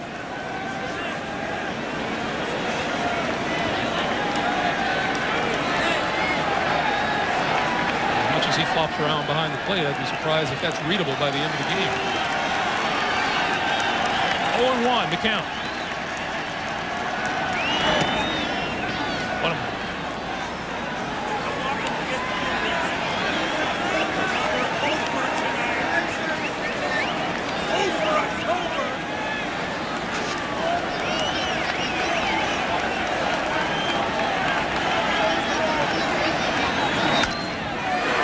Play ball. Guillen to Cora for 1. And Cora Thomas can't scoop it. The run comes across in the form of Paul Molitor, and Toronto regains the lead 3-2.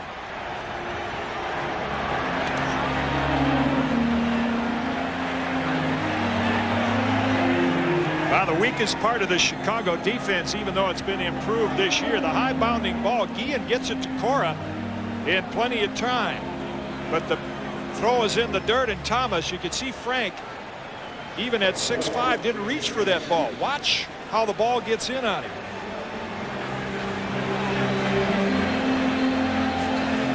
See, without reaching for it, that ball hits the dirt. He doesn't get a chance to get the glove out in front, get any leather on it to block it. Second error of the inning, the third of the series for Joey Cora. And the Blue Jays have a 3-2 lead. Here's Ricky Henderson. On the error, Borders goes down to second. Let's take a look at Frank Thomas. See where the glove is right here, and it should be somewhere out in there, so he could reach for it and might have been able to scoop it. He let the ball get in on him too much. That's called strike 1-1 now to Henderson. This inning began with Paul Molitor reaching on an error by Ventura at third. Fernandez flied out to center. Sprague singled. And then Borders reached on the fielder's choice, moved up on the error by Joey Cora.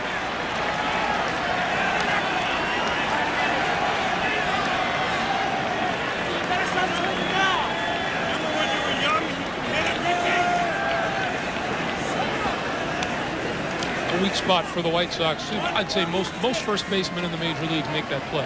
At least, Molitor would have scored the run anyway, but to give himself a chance to scoop it. I mean, if he bobbles it, Molitor still scored, but to give himself a chance to scoop it, he had to have the glove out front.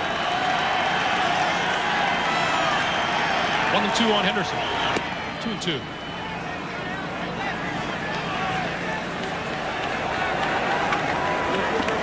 As you said, had he done that, the inning would have been over. I think the White Sox have some changes in mind for that position next year in talking to general manager Ron Schuler.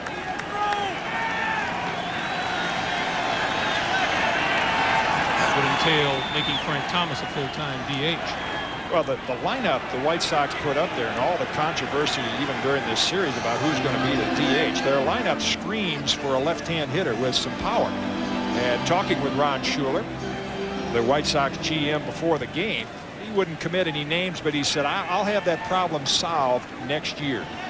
And I have a feeling that it's going to be Thomas going back to being a DH and maybe a left-hand hitting first baseman, either from their organization. But Schuler recognizes, I think, the need for that on this ball club. Improved defense on the right side and another left-hand hitter in the lineup.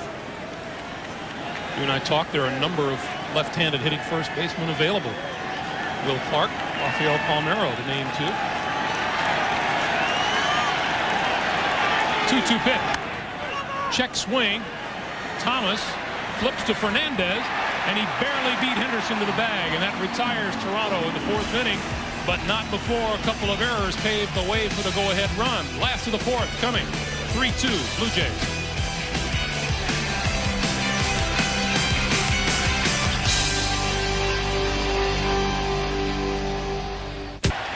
You know what you can do here in Comiskey Park? You can bring your pooch or your kitty or your parrot or your boa constrictor, and you can check him in during the game. When the game's over, you can go get him. Not much they've left out at New Comiskey Park. Bottom of the fourth, Warren Newson, Lance Johnson, Mike LaValliere to face Dave Stewart, who has the lead again. It's 1-0. That's called strike.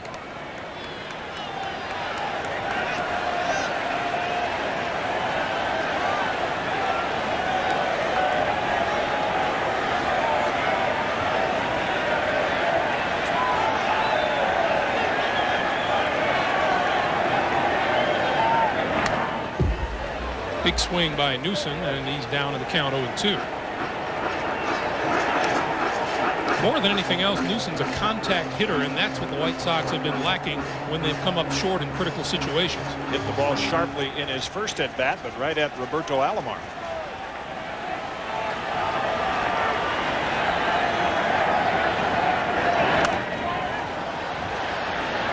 Still 0-2. In Toronto, that man, Bo Jackson, was the designated hitter. Hitless in 10 trips to the plate with 6 strikeouts.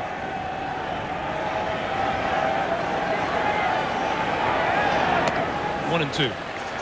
The man that was talked about for possibly DHing tonight, but Gene Lamondis said, no, I wouldn't put him in that kind of situation. That was Steve Sachs. He actually has the best batting average against Dave Stewart. Another hard hit ball, and again right at Alomar. And Newson is out. Steve Sachs 10 for 24 against Stewart, but Lamont said he hasn't played. To put him up in this situation wouldn't be fair. And I'll tell you, with all the turmoil within the White Sox DH situation during this series, your hat has to be tipped to Steve Sachs and also to Tim Belcher. A couple of veterans. Sachs has never whimpered about not playing all year, or especially in this situation. Tim Belcher went quietly to the bullpen and said, if this is where I can help this team out, I'll go there, and he's done well. Lance Johnson takes strike one. Steve Sachs, in fact, has not figured very much in the Chicago picture at all this year.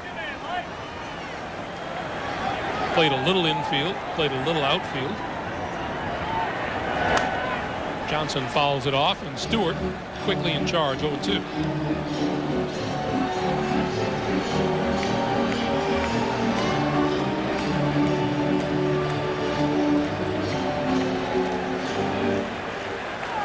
Sachs saw action in just 57 games. Down and in, 1-2.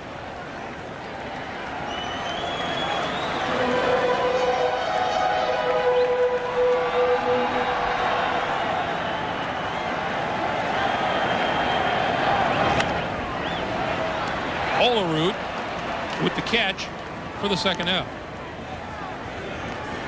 Although Lamont says that's unfair, you get the feeling Steve Sachs wouldn't mind being put into the lineup.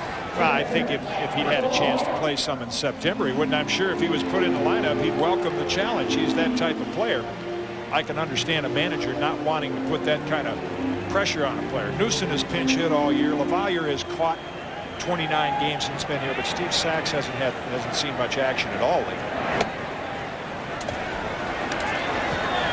LaValliere fouled out to third, leading off the third inning. So he stands in 0 for 1 and fouls it back here.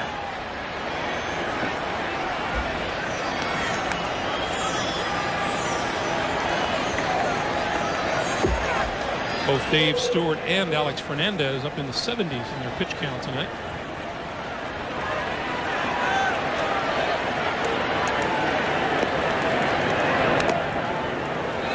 Stewart taking something off, and LaValliere fouls it. It's 1-2.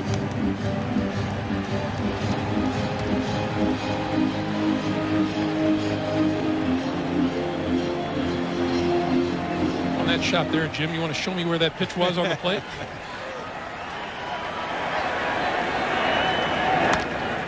Little nubber toward third. Sprague charges, picks it up, throws. Nice play, got him easily.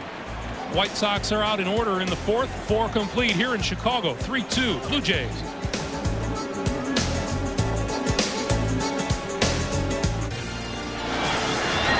Fastball lifted to right. Well hit. Nixon at the wall. Home run, Lenny Dykstra. Lenny Dykstra's 10th inning home run in Atlanta yesterday, giving the Phillies a 4-3 win and a 3-2 lead in that series, the National League Championship Series, which resumes in Philadelphia tomorrow.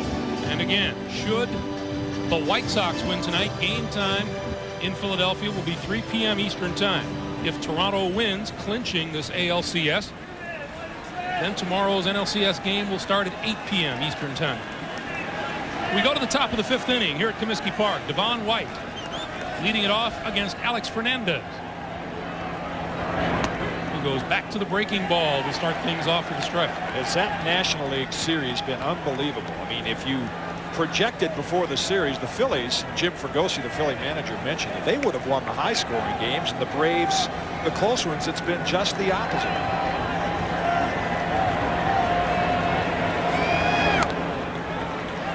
A little bit off speed, and Devon White fouls it off and is behind in the count 0-2.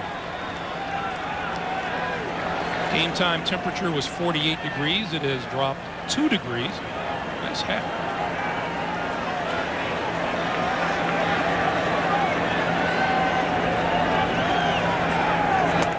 Fastball misses, 1-2. Pitchers actually the ones that can keep the warmest because they're active all the time, always moving around. White down the left field line. That one will drift foul and out of reach.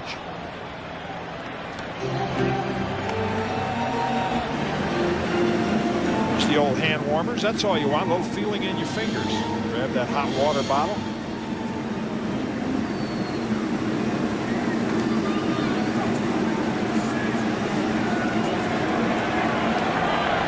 Cold, I need a little more than just feeling in my fingers. And Devon White fouls that one at the plate. No, it's a fair ball. It rolled fair. And Devon White says it hit me. Ask the first base ump. And it is a foul ball.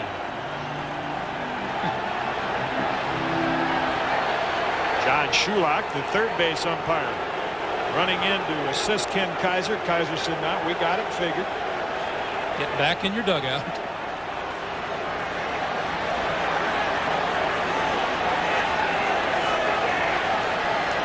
You can see the ball barely in the batter's box on the right side, and then hops back into fair territory. Nice where it play, would have been Mike. playable, but Shulak spotted the ball hitting in foul territory. Nice try by Mike LaValliere.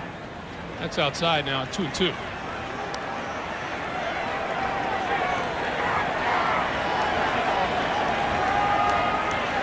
White singled in the first, grounded out in the second. And there is a base hit to left field past the outstretched glove of Robin Ventura. Second hit of the night for Devon White. And the fourth for the Blue Jays. He is quietly having an outstanding series. And I don't know that it's too quietly. Last couple of championship series from the leadoff spot, now hitting second, and Ventura gets as high as he can. And to lead off an inning with that single. White again, even though he has not been successful in postseason play, always a threat to steal. 11 of 24 in the series now for Devon White. There goes Devon White. Ground ball, base hit left field. White makes the turn, will make third easily, and the Blue Jays have things going again here in the 5th inning. Runners at first and third and nobody out. Again, David Cohn's scouting report, great situational hitter. That translates into intelligent hitter. Guillen, as White is on the run, Guillen moves towards second, and watch Robbie Alomar's swing. You can see him look right at the hole between third and short. No chance for Ventura.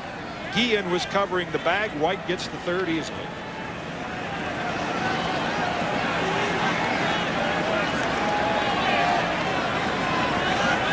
So the Blue Jays look to extend their 1-run lead as Tim Belcher starts to throw again down the Chicago bullpen.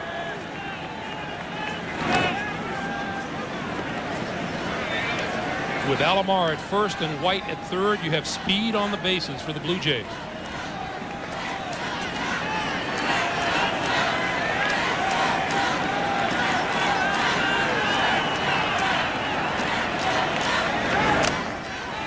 Carter foul tips it at the plate, strike one.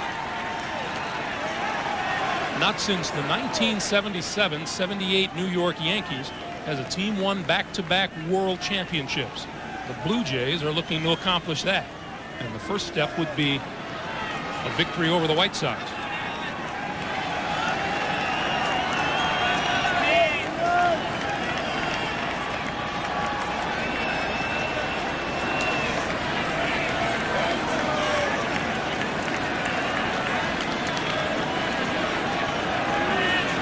Roberto Alomar has never been caught stealing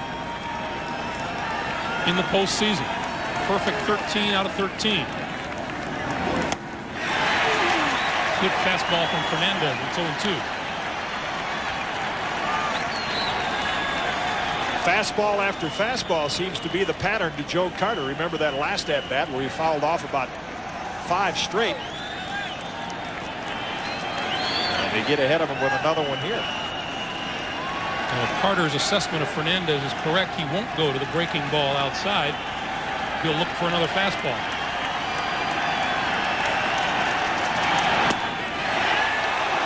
That was close.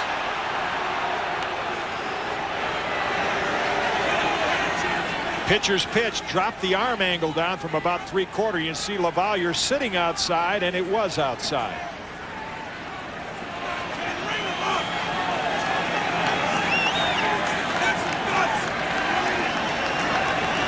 One and two. Got him swinging.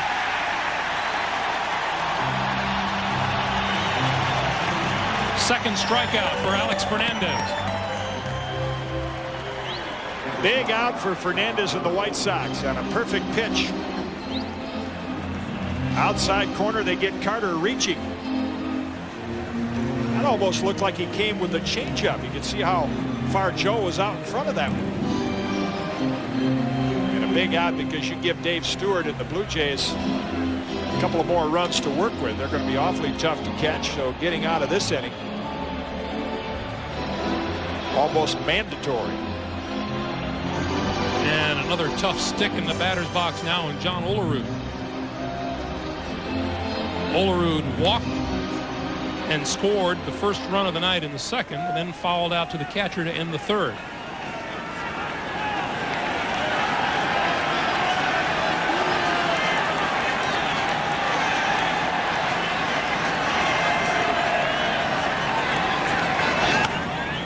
Swings on the first pitch and fouls it back.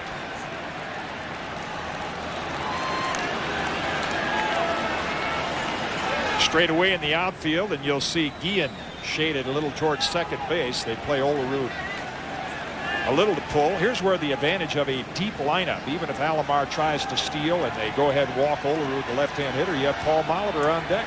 Keep getting better.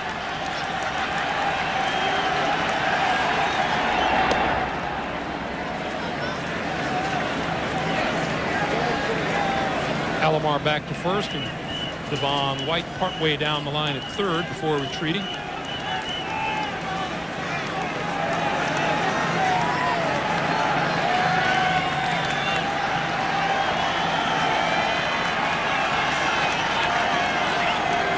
There goes Alomar. Strike call. The throw down is wide of the bag. White holds at third.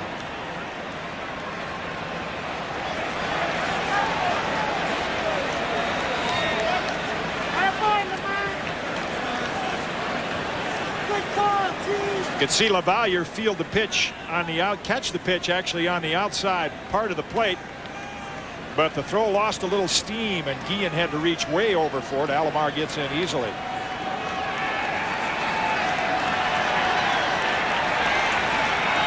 There goes Alomar with his 14th consecutive postseason steal without being caught.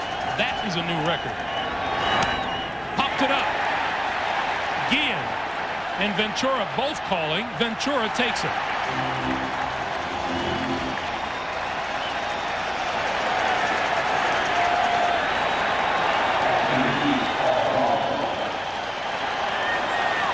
And now Jackie Brown out to talk to Fernandez as Molitor comes to the plate.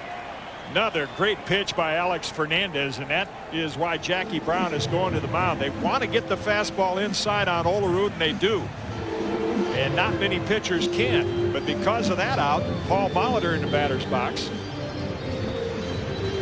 Jackie Brown can tell his pitcher and catcher Mike LaValliere, let's either put Molitor on, go at Tony Fernandez, let's pitch him very carefully, throw him some breaking pitches, even though Fernandez would be a left-handed hitter. Paul Molitor is a more dangerous hitter.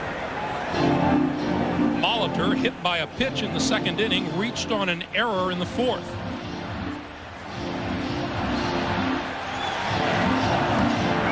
Both teams have left runners in scoring position.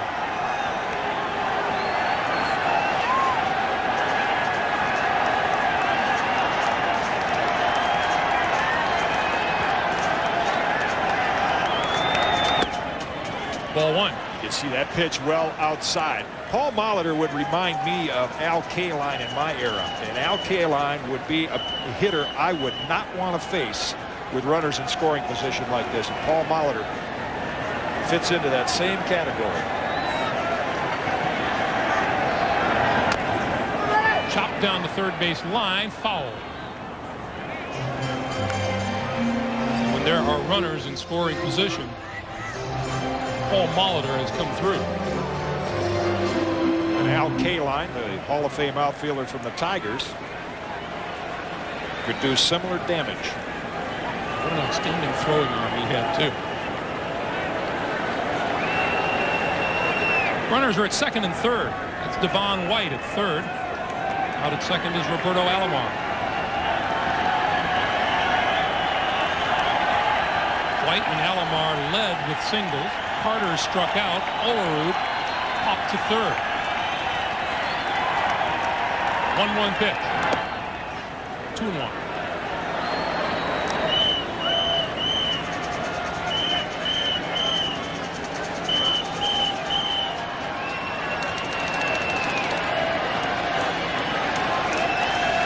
Jam-packed Comiskey Park here in Chicago. Game 6 of the American League Championship Series. Toronto looking for the clincher tonight. 3-1.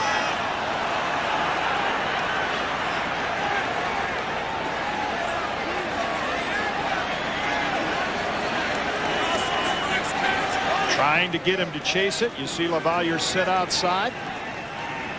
And now they'll go ahead and issue the intentional walk to Molitor to load the bases for Tony Fernandez.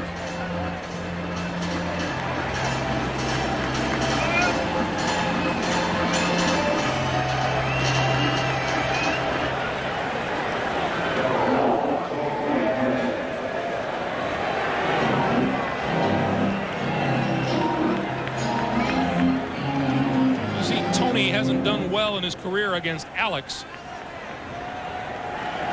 He laid down a sacrifice bunt in the second and flied out to center in the fourth.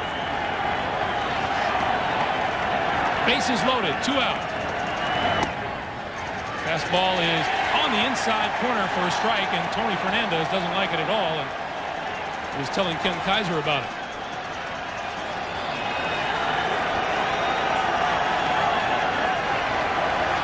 Let's see why Tony Fernandez is talking to Ken Kaiser. Did look a little bit off the corner, but Kaiser was right leaning over that corner, had the best look at it.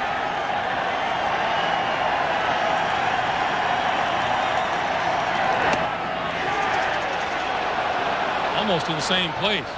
This one's a ball, 1-1. Interesting, they pound those fastballs in on Fernandez, yet you could see Tim Raines and Lance Johnson well over into left center. So if Fernandez would happen to get the bat head out, there is a big gap in right center.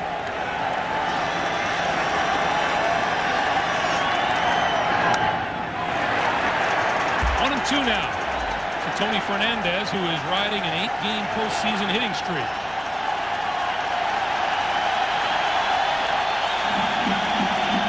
See what he's done with the bases loaded in his career, and the fans have come to their feet here in Chicago.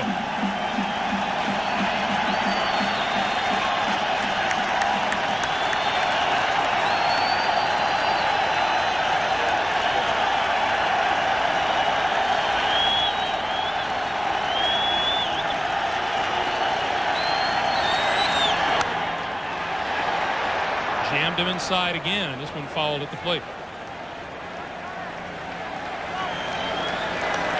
Again, the consistent pattern. They just keep pounding that fastball. The reason they shift him the other way, they figure if Fernandez does hit that ball, it's going to be a little blooper out toward left center. Very difficult to pull Alex Fernandez fastball. Fernandez changing bats. He has a new one, and he's going to probably sent back for a 29-ouncer. He said, hey, I can't get the 33 around, maybe something a little lighter. Lot like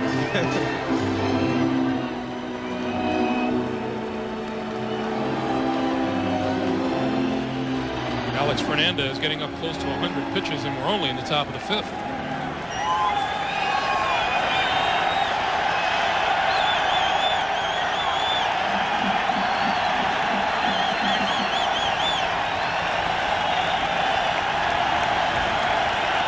One-two pitch. Looped into short right field. Cora out and makes the catch. The Jays leave the bases loaded in the top of the fifth. We'll go to the bottom of the fifth here in Chicago, with Toronto leading it by 1.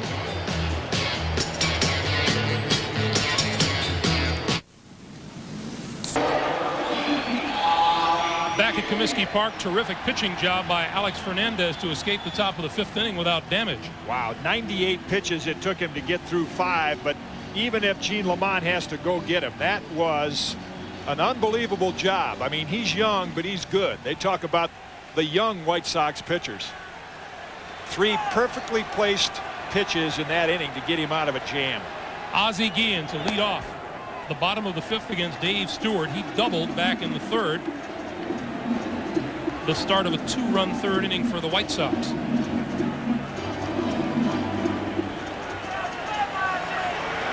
Toronto 2 in the third, 1 in the fourth. Chicago make it Toronto 2 in the second and 1 in the fourth, and Chicago scored 2 in the third. How many times would you give up leadoff hits to White and Alomar with runners at the corners and nobody out looking at Carter, Olerud, Molitor, and Fernandez, and they don't score? Not sure Alex would want to attempt that every time out, but as you said, perfect pitches to escape damage. Yeah, and a lot of people say, well, I bet you can't do that again. You know what Alex said? Don't have to. Just did it.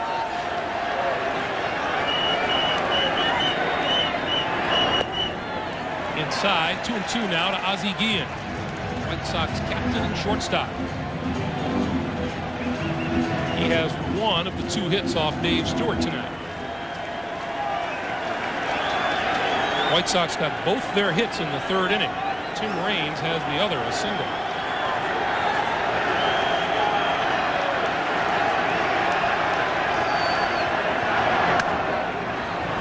All the way.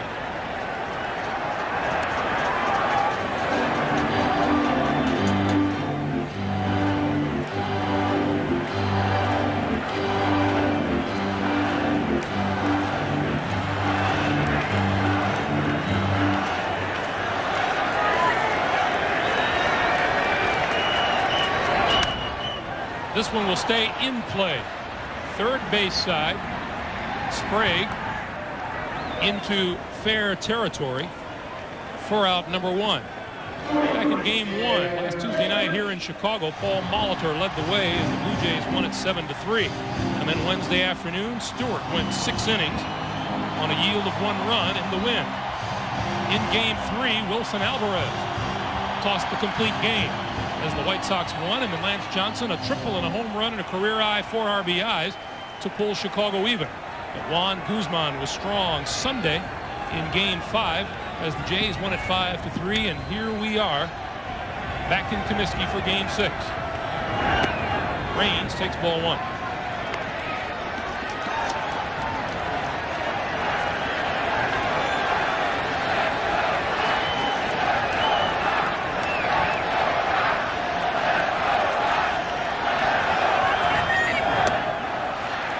Now. Back in Toronto, Timmy involved in one of the more bizarre plays, sliding into second base, and Tony Fernandez appeared to sweep his foot off the base. And Ken Kaiser, who's now behind the plate, called him out at second. Ball 3. There's that play similar to the one in the 1991 World Series where Ron Gantt's momentum carried him off the bag, and many thought that Kent Herbeck pushed him off. That was the same thought there.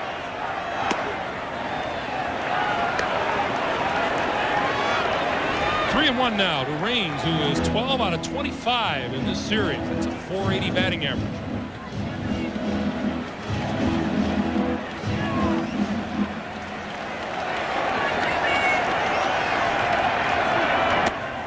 Ball 4, and Raines is on base. Third walk of the night given up by Dave Stewart.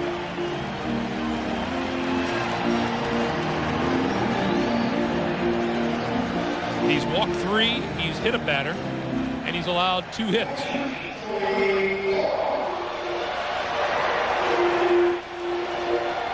Here's Joey Cora, who was the hit batsman back in the 3rd. He struck out in the 1st.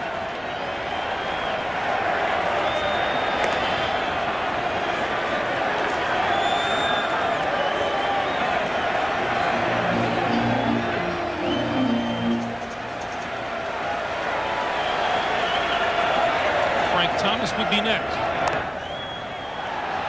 Cora fouled the bunt, 0-1. That did not look like an attempt for a base hit. It looked like a sacrifice. Yeah, you see Raines' false start to give the Blue Jays the impression he was going. Not as important to steal up at the top of the lineup for the White Sox. They hit and run a great deal, but they just want to get Frank Thomas up there with someone on. That's their goal.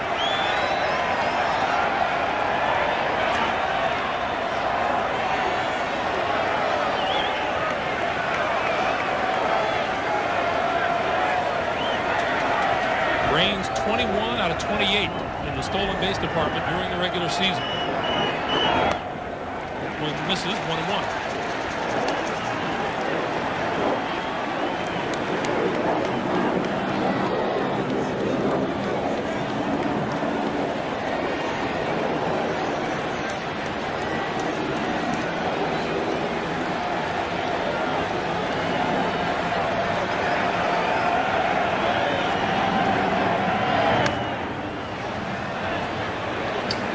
Now 1-2 to Cora.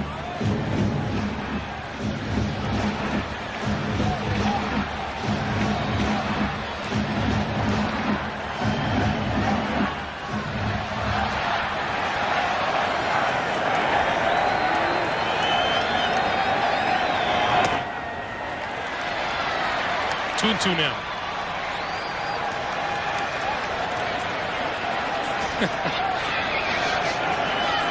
Neon Man is in attendance in case you were worried.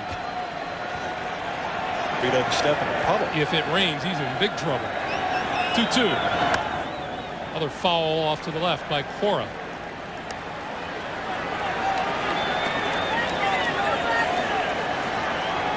That's significant. Dave Stewart left after 115 pitches. Not quite the power pitcher he was a couple of years ago with Oakland. Line into right field. Carter makes the catch. Raines back to first. Cora with good wood on it, but right at Joe Carter. Joe Carter playing a very shallow right field. That's what enabled him to catch that ball. You can see he isn't far behind second baseman Roberto Alomar. There again, this is why Raines wouldn't take a chance on stealing. First base not open, and the Blue Jays will have to pitch to Frank Thomas. Thomas fly to center to end the first and walk with the bases loaded to drive in a run in the third.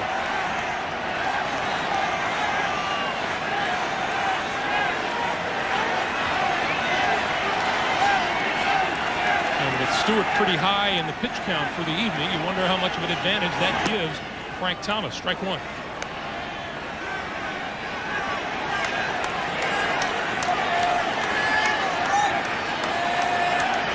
Guessed wrong. You could almost see the expression on his face. He said, man, I thought he was going to throw me a fork ball, and he got by with a fastball right in my zone. Holds off on the pitch that misses outside. It's 1-1.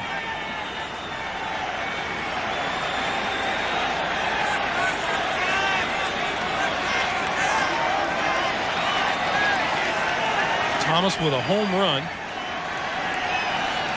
back in Toronto. Fouls it off, had a good swing, and it's 1-2.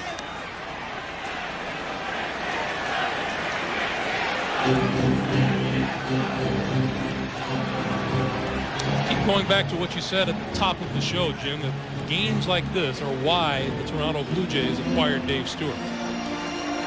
He gets a little tougher inning by inning, even though he can't sustain the stuff through 9 innings as often as he once did. Got him swinging. They leave one and will return to Comiskey Park after this word from your local station. Chip Shamu, a look at the Chicago skyline. Prettiest in the country. And there is Shamu high above Comiskey Park as we move to the 6th inning. Toronto 3, Chicago 2. Sprague, Borders, and Henderson due to face Alex Fernandez. Curveball for a strike.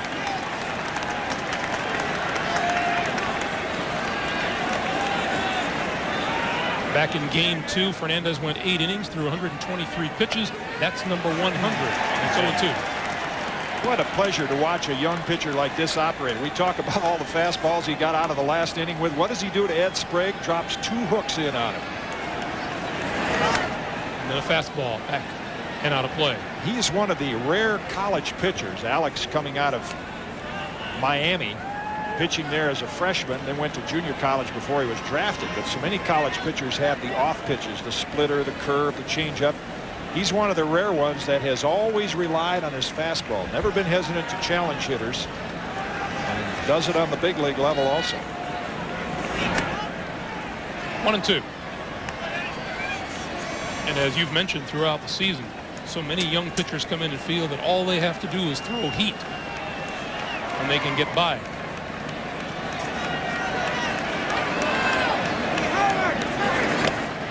Fastball high, 2-2.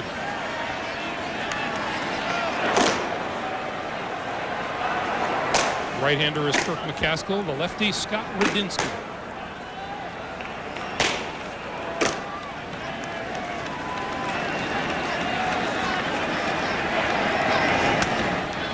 Foul ball, back of the plate and out of play.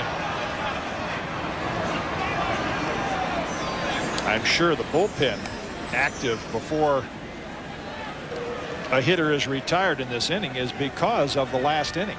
Had to work awfully hard to get out of that bases loaded jam, and any sign of trouble, you could bet Gene Lamont will go to that bullpen. It's been a strong part of this team. 2-2 pitch, strike 3 called on the breaking ball.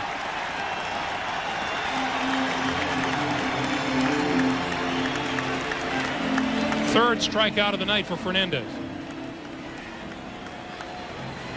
After the explosive fastball, again drops the hook over. See, now showing the Blue Jay hitters that he can change his pattern. They know he throws a lot of two-strike fastballs. That one was a hook. Here's Pat Borders. Has figured in all the scoring. A bases loaded single in the second inning, worth 2 RBIs. Then bounced into the fielder's choice, and on the Joey Cora throwing error. Runner scored, line drive, left center, base hit, will roll to the wall. Borders on his way to second with his second hit of the night.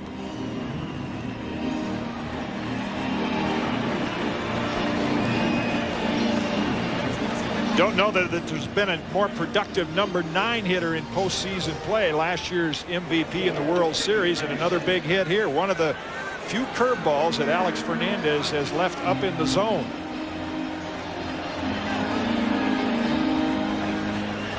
Johnson shags it down, and Borders with an easy stand-up double. And Alex Fernandez looking at another trouble inning now as he moves back to the top of the order in Ricky Henderson. He has handled Ricky tonight. Henderson 0 for 3, including a strikeout.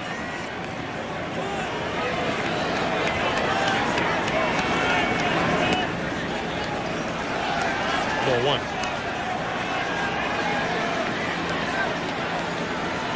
Just a 130 batting average in this LCS.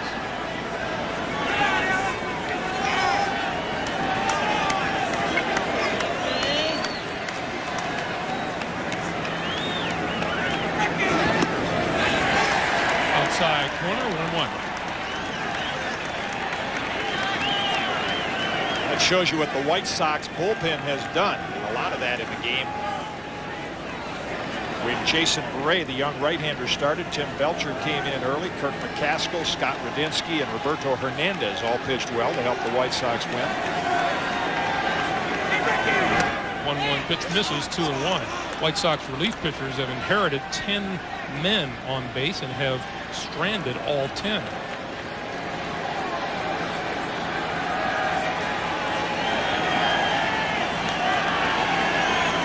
No worry on Gene Lamont's face, but it's still early yet. Top of the 6th inning. Runner at second for Toronto, 1 out. Jays lead it 3-2. Henderson lines it to left. Tim Raines makes the catch.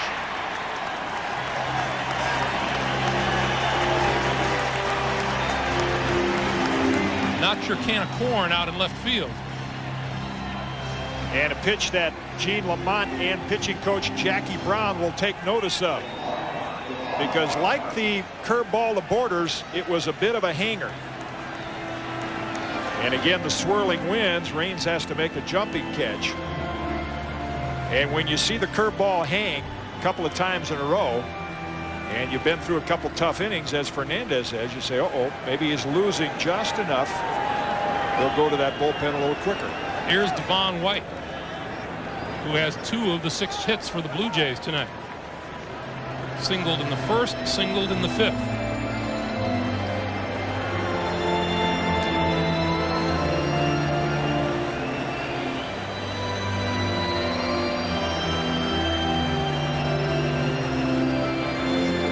Bad guys to have when you go into the postseason, are they? Again, most of those numbers compiled when White and Alomar were the 1-2 punch for the Blue Jays before Ricky Henderson arrived.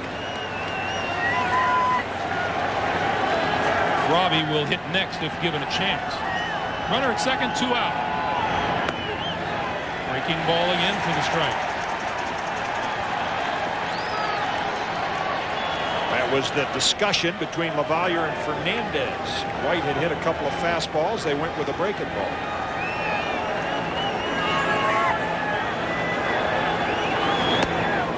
Fastball tight, 1-1.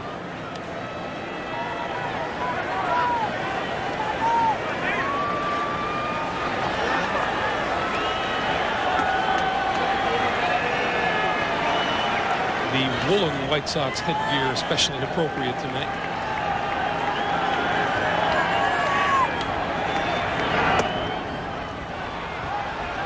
Two balls and a strike.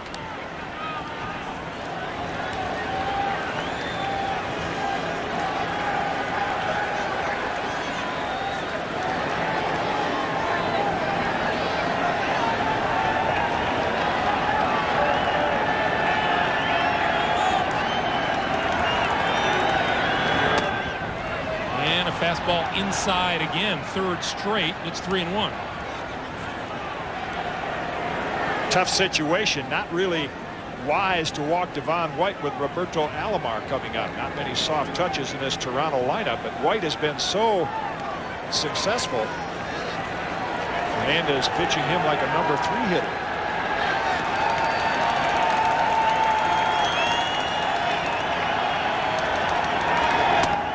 Big swing on the 3-1 pitch, and the count is full. White swinging like a number 3 hitter. Who is usually your best average hitter and sometimes your most productive. Again, the good fastball right in on the hands. And the fans up and cheering again on the 3-2 pitch with 2 out.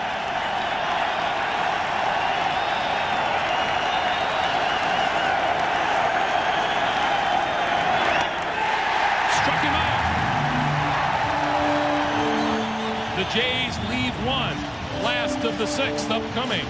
Blue Jays looking for the clincher tonight. They lead at 3-2.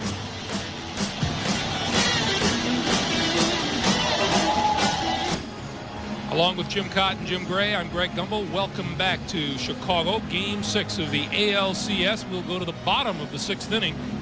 Toronto 3, Chicago 2. And the White Sox will send Ventura, Burks, and Warren Newsom to the mound, or to the plate, to face Dave Stewart out on the mound.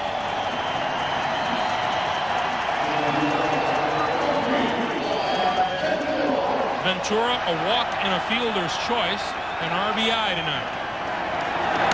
Swings at the first pitch, loops it to right field. Joe Carter doesn't have to move much to make the catch. Fans on their feet at the start of the inning, and we've talked about Dave Stewart being an inspirational person, pitcher, and he is. But Alex Fernandez has inspired this crowd and this team tonight. He has given the White Sox a chance to win this game. Many opportunities where a team of the Blue Jays caliber would have cashed in and had a big lead. Could be in the same position as a Kurt Schilling. Might not get the win, but giving his team a chance to win. Blue Jays have stranded 8 base runners tonight, 5 of them in scoring position against Fernandez. Here's Ellis Burks, 0 for 2. Ball 1.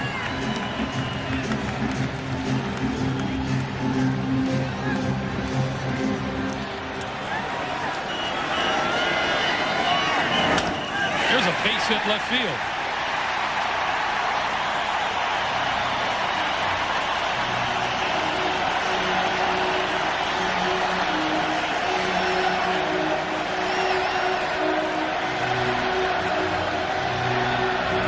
So the White Sox have the tying run on here in the last of the 6th with 1 out, and here's Warren Newsom.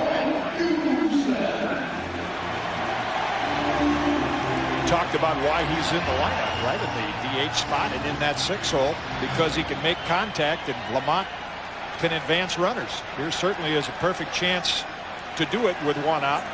Try to get Burks into scoring position. Those are the numbers for Dave Stewart tonight.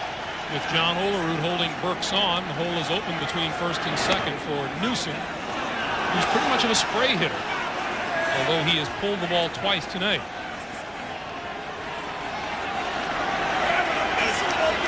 Newsom and LaValliere inserted into the lineup tonight are a combined 0 for 4.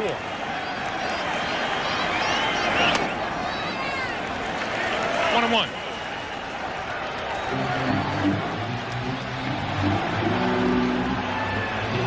Cool, calm Cito Gaston in the corner of the Toronto dugout.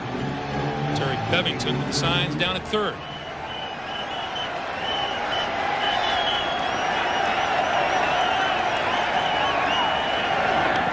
That one bounces, and another good stop behind the plate by Pat Borders. Ron Karkovice on the bench tonight, the best catcher in the American League, but from all the experience he's had in the last couple of years, Jack Morris's forkball, Juan Guzman's hard slider, and now Stuart Borders, very good at blocking balls like that.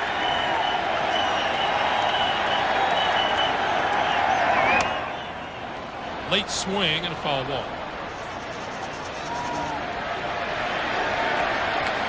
We are glad you've joined us for Game 6 of the ALCS here at Comiskey Park in Chicago. Toronto with 2 in the 2nd and 1 in the 4th. The White Sox with 2 in the 3rd. Blue Jays looking to clinch and go to the World Series again with a victory tonight. Strike 3 called on the outside corner.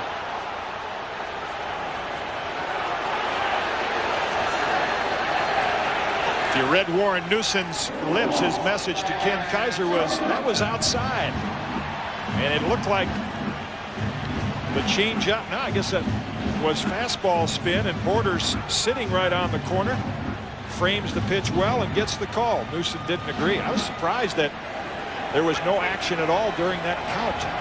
No attempt to hit and run. Here's Lance Johnson. Ball 1. That number 6 spot continues to be a problem for the White Sox. Hitters in that spot in the LCS now 1 for 20.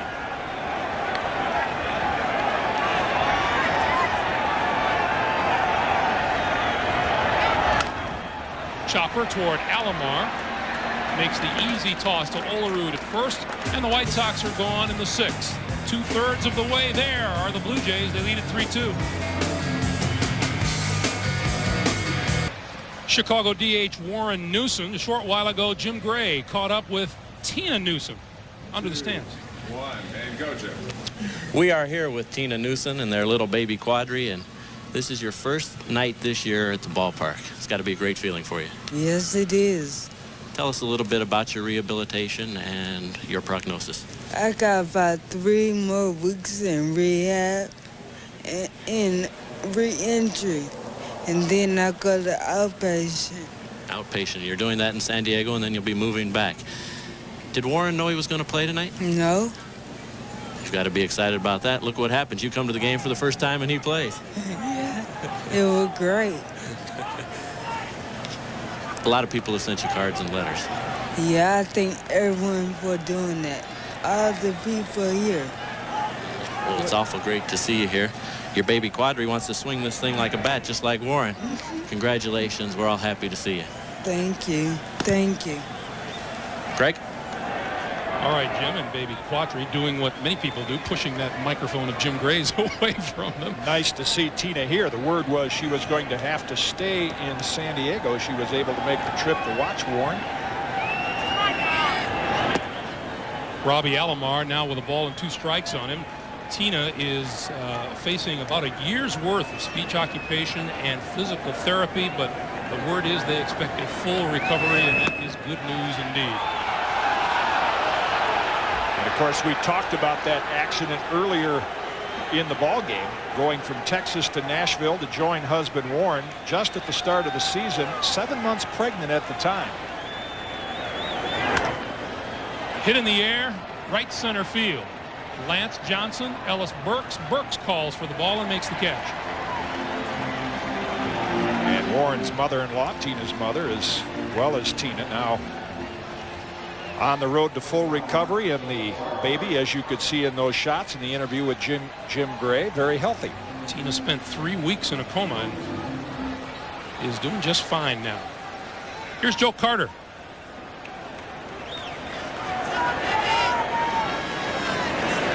Carter 0 for 3, hits the ball to straightaway center field, and Lance Johnson has room for the second out.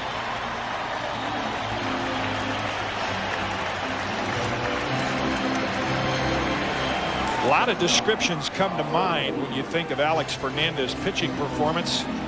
I guess the first one that comes to my mind is gutsy. You know, times when you would look for a young pitcher that has faced this team 5 times eventually to crack, but he hasn't. Keeps getting the big outs. Fernandez working on a pretty quick inning here. Alomar flied out on a 1-2 count. Carter hit the first pitch. Olerud holds off, and that evens the count to him at a ball and a strike. Time getting short for Chicago.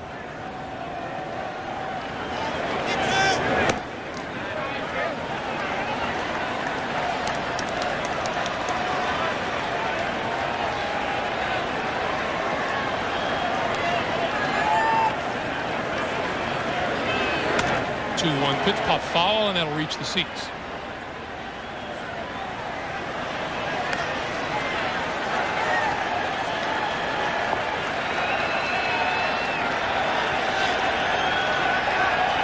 lot of pitches. They go a little further when the weather's cool. Go a little further when it's October and you're trying to get to the World Series. 2-2 to Olerud. Hit sharply into right field, base hit. The American League batting champion, John Olerud. Emery got in on his hands during the inning when the Blue Jays threatened. That one not quite in enough. You don't have much margin for error against John Olerud. So quick on the inside fastball. Cora with a nice drive to try to reach it and can't get to it. And here is Paul Molitor again. Molitor has had an interesting night at the plate. Hit by a pitch in the second inning. Reached on an error by Ventura in the fourth. And walked in the fifth. Intentional.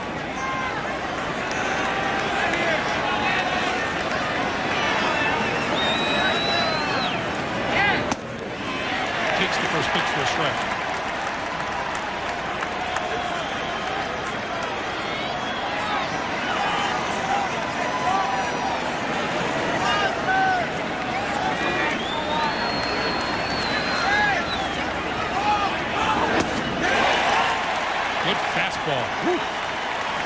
I'll say good fastball.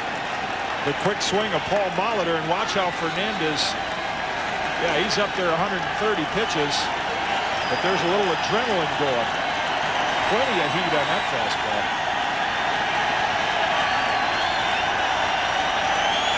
Oh, 2 pitch, fastball, foul tip.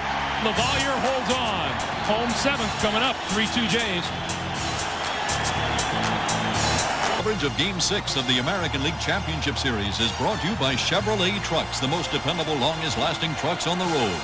Wendy's Monterey Ranch Chicken Sandwich, try one. And by Miller Lite, great taste, less filling.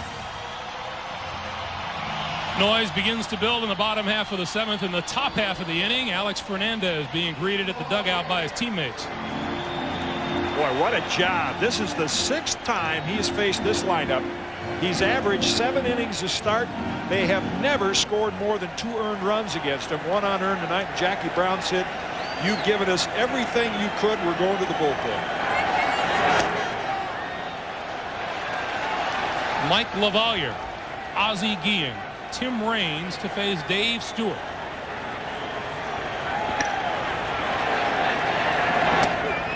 And Dave Stewart getting the Blue Jays down into Dwayne Ward territory. Most important inning for Dave Stewart and the Blue Jays, because you mentioned Dwayne Ward territory. He's not effective when you bring him in the 8th inning. So he is a 9th inning pitcher. Stewart threw 115 pitches in his last start. Now, years ago, you'd never think about a pitch count with Dave Stewart. Just throw him out there and let him go. But it's a little more difficult at 36 years of age to sustain the stuff. So I would think that Cito Gaston going to monitor this inning a little closer. 1-1. 2-1 to LaValliere.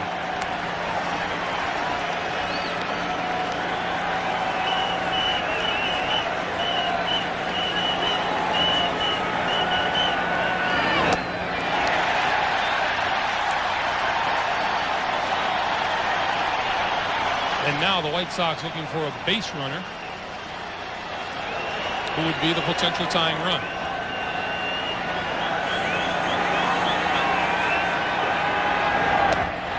There it is.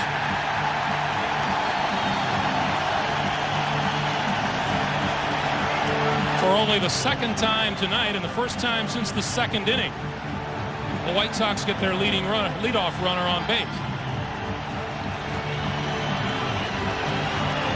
And Ron Karkovice over to run for LaValliere.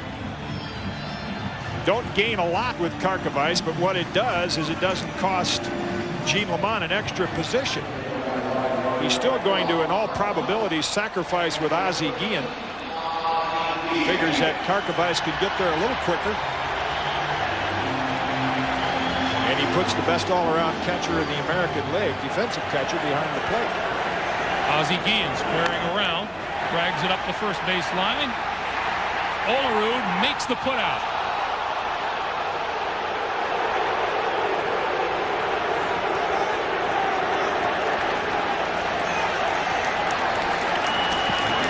So the sacrifice moves Karkovice down to second. Best team in the American League at doing this. They led the league, and Guillen drops it down perfectly. Olerud with the lunge and the tag. The White Sox get the tying run into scoring position. This grazes him on the hip. Top of the order now, and Tim Raines, who has one of the 3 Chicago hits tonight. He singled back in the 3rd. Tying run at second for Chicago, and 1 out. Stopped by Borders. If Pat Borders gets paid by the bruise or the block.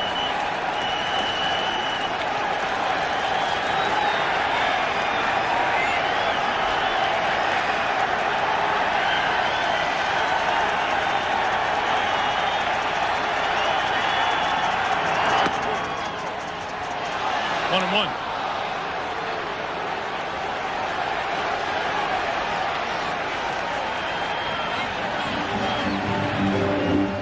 Right at the knees on the outside edge.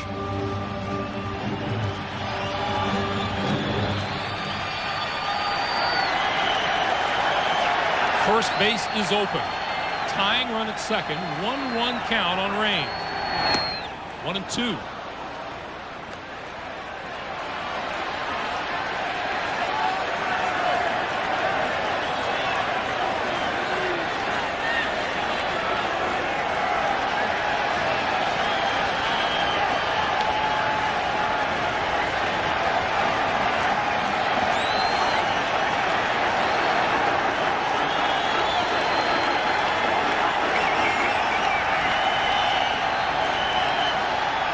Time is called. Not that Dave Stewart doesn't have enough fans in Toronto, but he's got an awful lot of extra people pulling for him today. Yesterday was Thanksgiving Day there, and as he is known for his community involvement, he stayed back to pass out Thanksgiving dinners to the needy in Toronto before joining the ball club. Gives an awful lot of his free time. 1-2. Fouled off. Did the same thing in 1989 when he was with the Oakland A's for the earthquake victims in the Bay Area.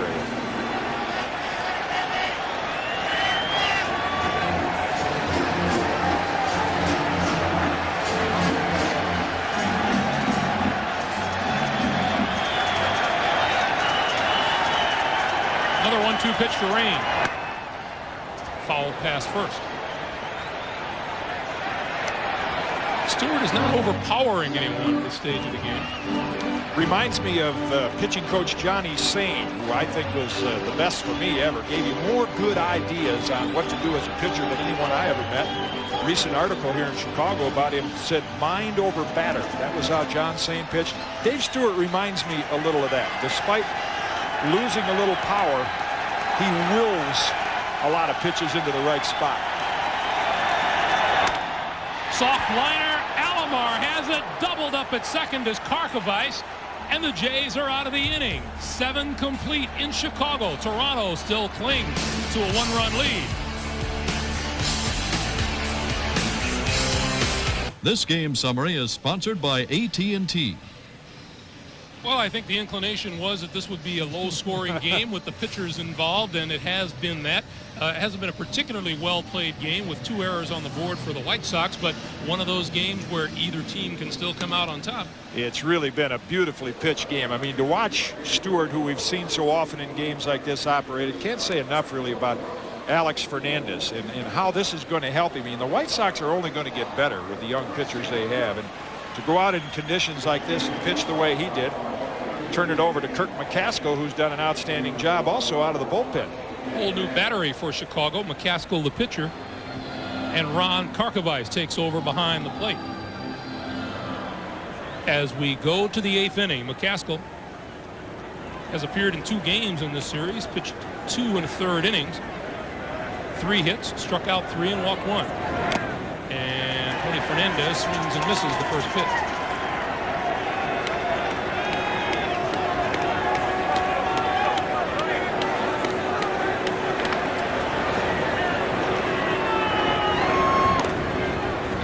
bounces in. Count is even at 1-1. In the Blue Jays bullpen, it's Danny Cox.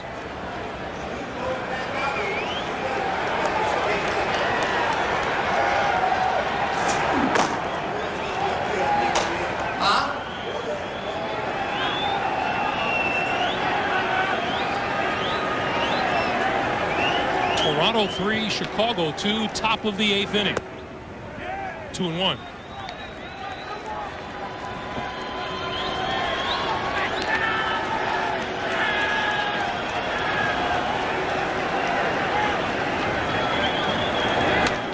That's line foul down the right field line, 2-2. Dave Stewart looking to extend that perfect career record in the American League Championship Series. He is 7-0.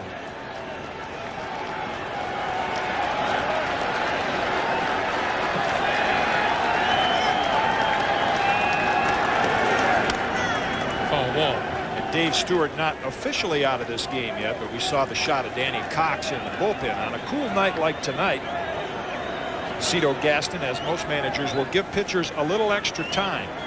Even though Cox is getting ready right now, Cito may not bring him in to start the inning. Cold doesn't bother Danny Cox, no sweatshirt whatsoever. Summertime down there in right center. 2-2 pitch. Hit in the air, center field. Lance Johnson, plenty of room.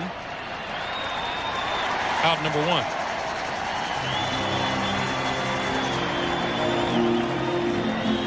There's Dave Stewart talking to Cito. The subject, I'm sure, is tenure. Cito more patient with starting pitchers than most managers. A lot of managers, you come in, they'll just say, done a nice job, see you later. But Cito usually asks the catcher, asks the pitcher, how do you feel? Maybe give you an extra out or two. Sometimes it costs them, sometimes it doesn't. Sprague hits this one back a second. Joey Cora with the second out. And we'll take this opportunity to remind you that this copyrighted telecast is presented by authority of Major League Baseball and may not be reproduced or retransmitted in any form without the express written consent of Major League Baseball. 2 up and 2 gone in the top of the 8th inning. Here's Pat Borders. Single and a double. And all 3 runs batted in for the Blue Jays tonight. 1-0.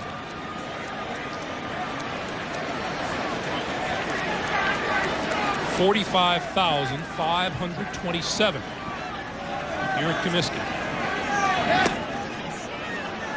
2-0. You know, Jim, you take into consideration, we've talked about Pat Borders and his production and the way he hits at the bottom of the order, and you throw in all the work that he does behind the plate, controlling Dave Stewart and Juan Guzman, pretty valuable member of this team. Right back to McCaskill for out number 3. McCaskill does the job. We'll go to the last of the 8th. 1-run difference.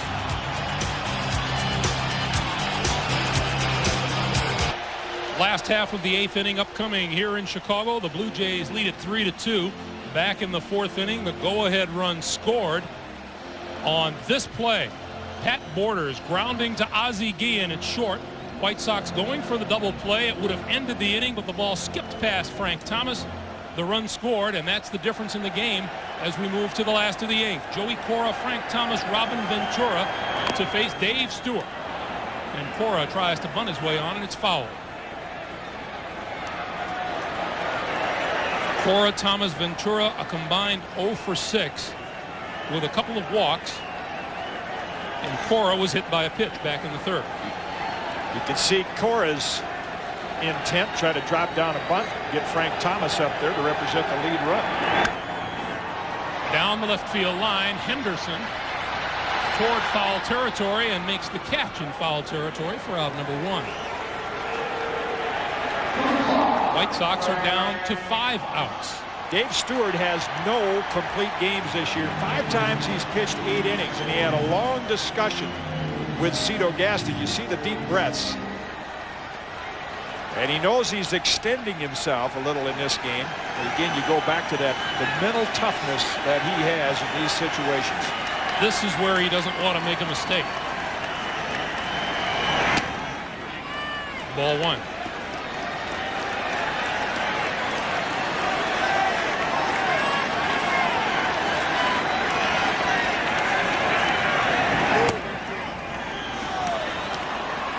Thomas, a walk between a fly out and a strikeout. The last time Dave Stewart pitched a complete game was Game 5 of last year's American League Championship Series against the Blue Jays. Sharply hit. Fernandez can't handle it, and it goes into left field. Thomas will hold at first. That's a base hit for Thomas.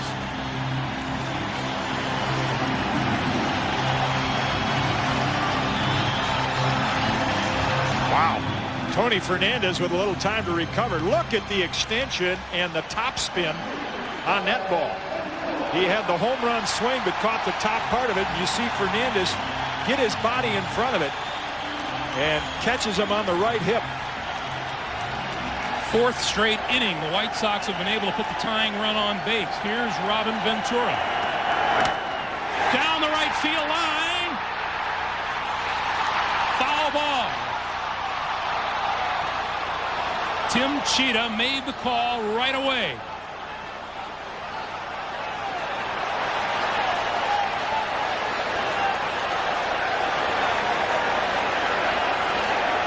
After Thomas smokes the ball at Fernandez and Ventura hooks it just foul. That was all Cito Gaston had to see. The long talk between innings, he said, yeah, he wanted to give Stewart a chance to do it.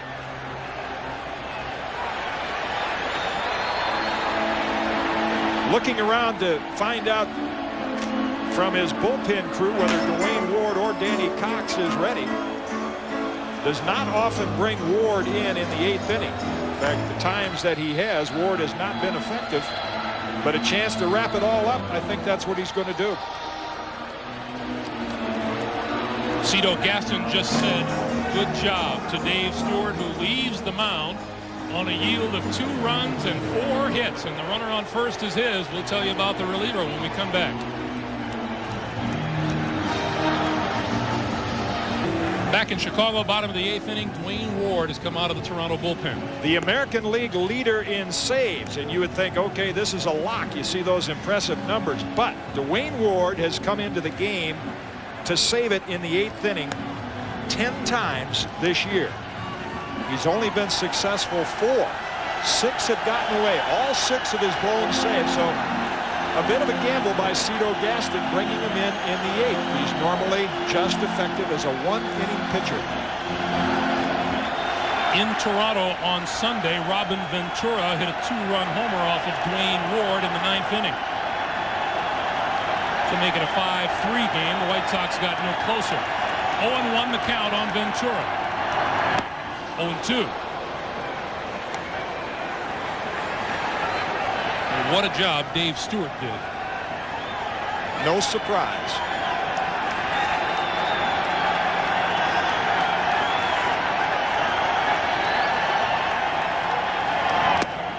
Inside, 1-2.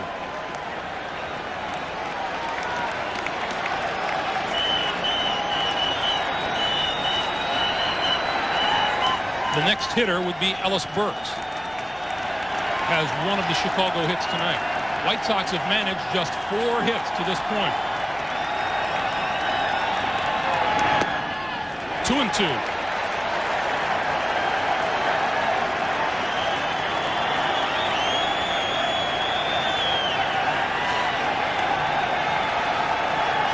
That hit Sunday, that home run, the only thing that Ventura has collected off of Dwayne Ward to date. He went around and struck him out.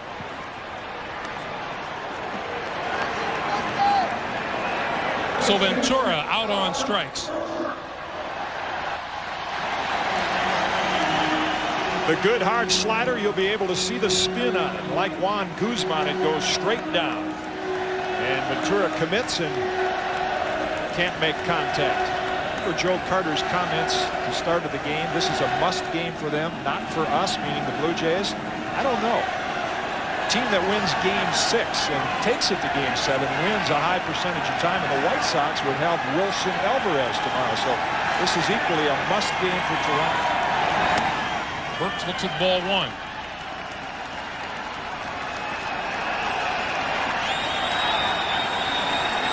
No one has left Comiskey Park.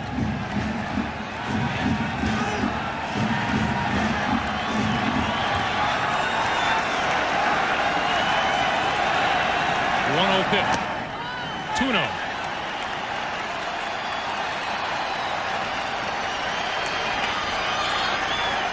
Burks 7 hits in 22 at-bats in this series.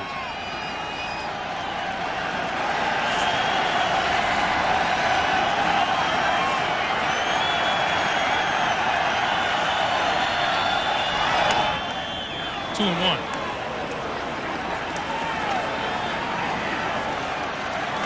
Very difficult to get the ball in the air against Dwayne Ward. That home run you mentioned to Robin Ventura, only the 5th. You hope you get something bell tie, but you seldom do.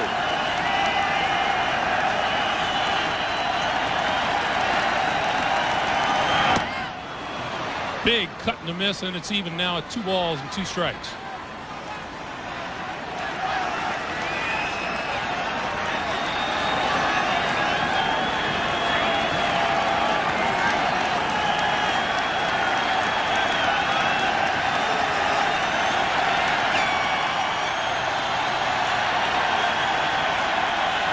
Time is called to the plate by Burks.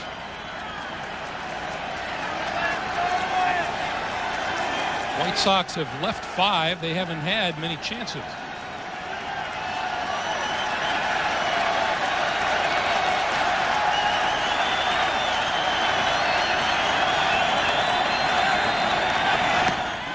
Strike 3 called, and the Blue Jays are 3 outs away from the American League Championship. We'll go to the 9th. Toronto 3, Chicago 2.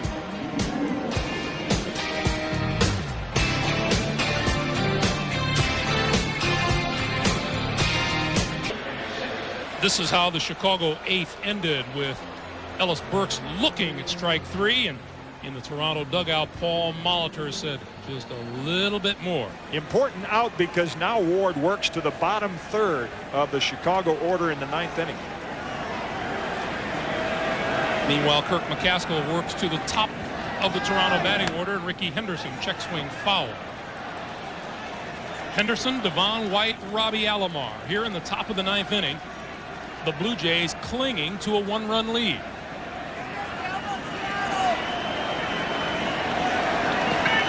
And the White Sox staring at the end of the season. 1-1. And if you look to the White Sox 9th, again, the situation that comes to mind, if the Sox get a base runner, that man, or would it be George Bell? Breaking ball 1-2. Remember, too, Ron Karkovice is due to hit 3rd, and there are no other catchers on the bench, as we remind you that coming up tomorrow, Game 6 of the NLCS. Should Toronto hold on, that will be an 8 p.m. Eastern Time start. Should the White Sox rally to win, it will start at 3 p.m. tomorrow afternoon. Henderson foul down the right field line. Burks chasing, but won't reach it.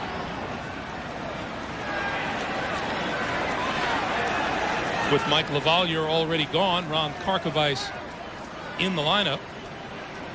Newson would lead off the 9th, and he's been the White Sox best pinch hitter all year. And I would think right now he'd put himself in that frame of mind, going up in the bottom of the 9th with a chance to lead off. It's almost like going up there to try to get a pinch single, just to get a runner out.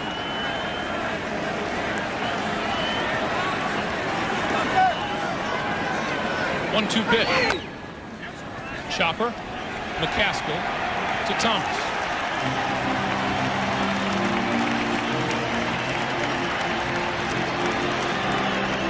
And now you probably think Gene Lamont wants the left-hander to turn around pinch hitters Devon White and Robbie Alomar. And here comes Scott Radinsky. We'll take a timeout here. McCaskill has done his job. We'll return to Comiskey Park in just a moment.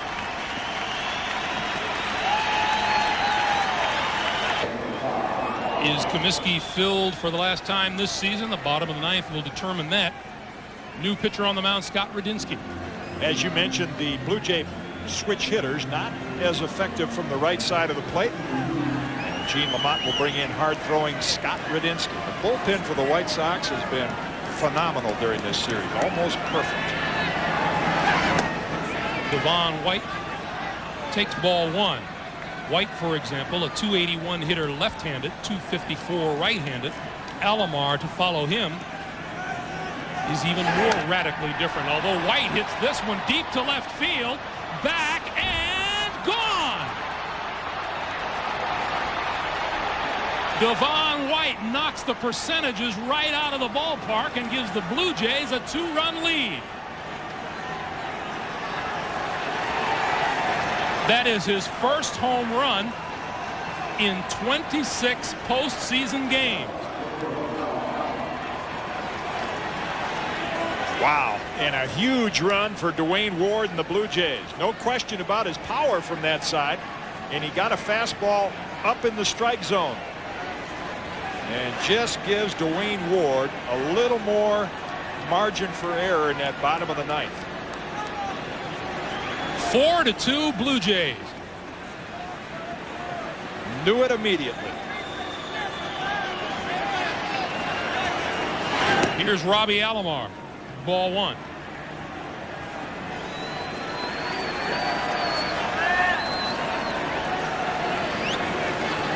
Oh, so much for the numbers game.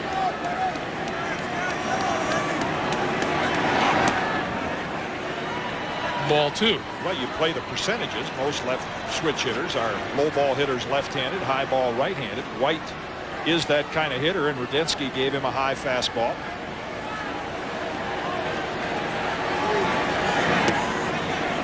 And now the count to Alomar, 3-0 with Joe Carter on deck.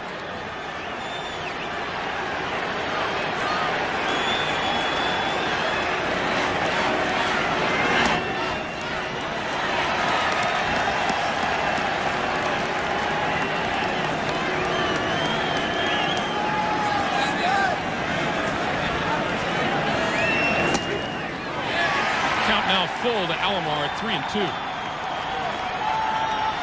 Not quite as much enthusiasm here at Comiskey as there was 5 minutes ago. Devon White with his first postseason home run has given the Blue Jays a 2-run lead here in the ninth inning. He'd like to have one more swing.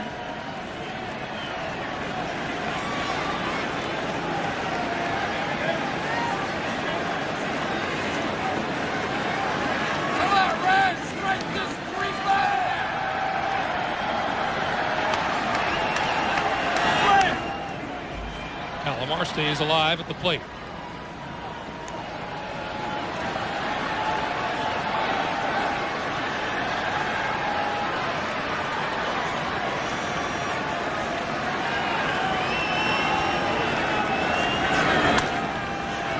And another foul down the right field line. Mentioned the Blue Jays with an opportunity to defend or to win actually back-to-back for the first time since the Yankees of the late 70s. And if they nail down tonight's game, it really is going to set up Cito Gaston's pitching in good shape. This being Tuesday night, Guzman would be fresh for game one, and Stewart would be available to come back in game two. That went into the Chicago dugout.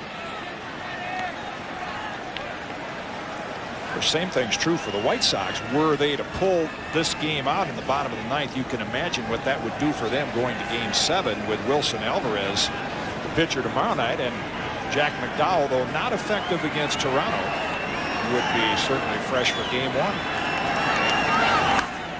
Line foul down the left field line. So Alomar drawing things out here in the top of the ninth.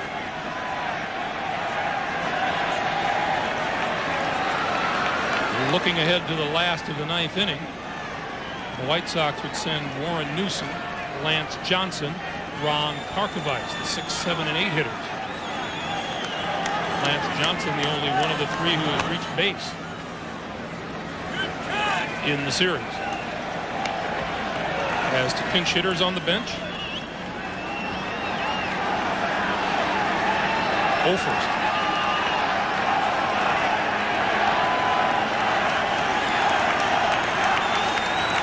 3-2 again. And another foul ball by Alomar.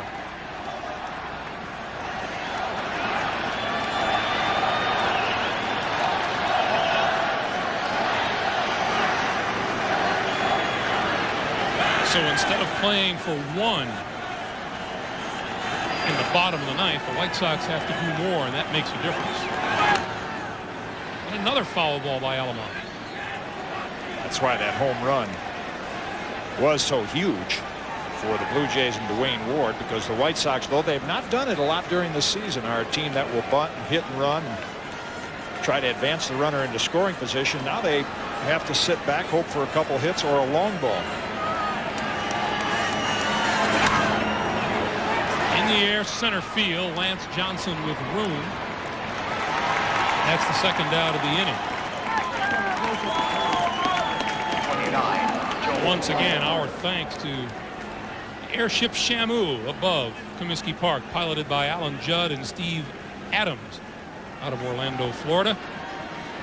Thanks for the beautiful shots of scenic Chicago, Illinois. That's a postcard. Has been every night here. Joe Carter.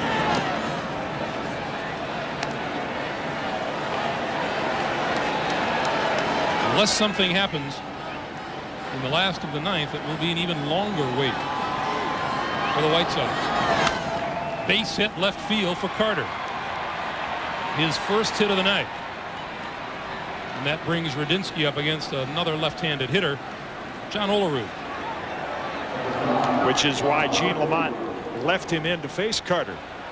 He'd be happy to give Joe Carter a single, just keeping it in the ballpark. He wants Radinsky there to try to get out the left-hand hitter. He referred to the long dry spell for White Sox World Championship. They might not have to wait as long as people think. This is a young club with their pitching staff that should get better. Remind you that coming up after we wind down here at Comiskey Park and your local late news, later tonight on the Late Show with David Letterman, Dave Welkins, Howard Stern, Roseanne Cash, and Petrix.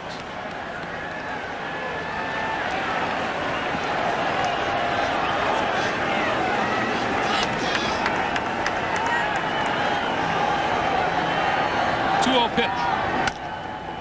Chopped between first and second. Cora to the pitcher covering, and he missed it. Toward the dugout, into the dugout, and he may score. Carter will come around, and yes, he will score. And it's a 5-2 game. Gene Lamont's going to argue it.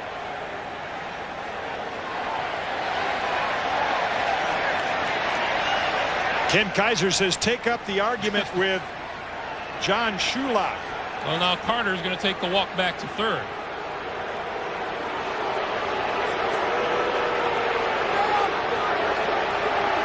Now Gene Lamont is going to change pitchers, is what he's going to do. Carter goes back to third. You can see John Shulak say 1-2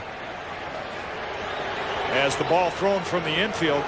A sloppy play by Scott Radinsky. Thomas can't get the high throw, and Cora is there. And Radinsky just simply does not hang on to the ball. The ninth inning goes on for Toronto. We'll be back.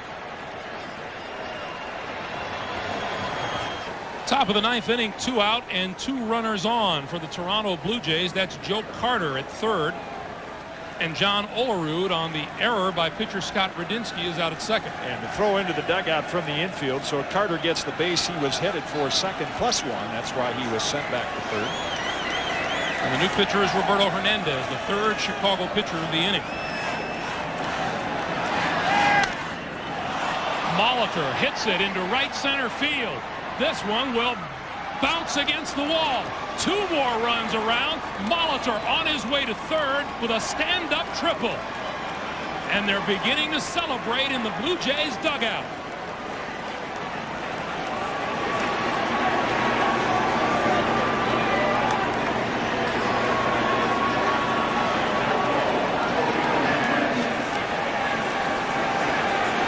Too good a lineup to make mistakes against and get by with it. And Molitor delivers what would appear to be the final blow. And it's been the right side of the White Sox infield this whole series that has let them down.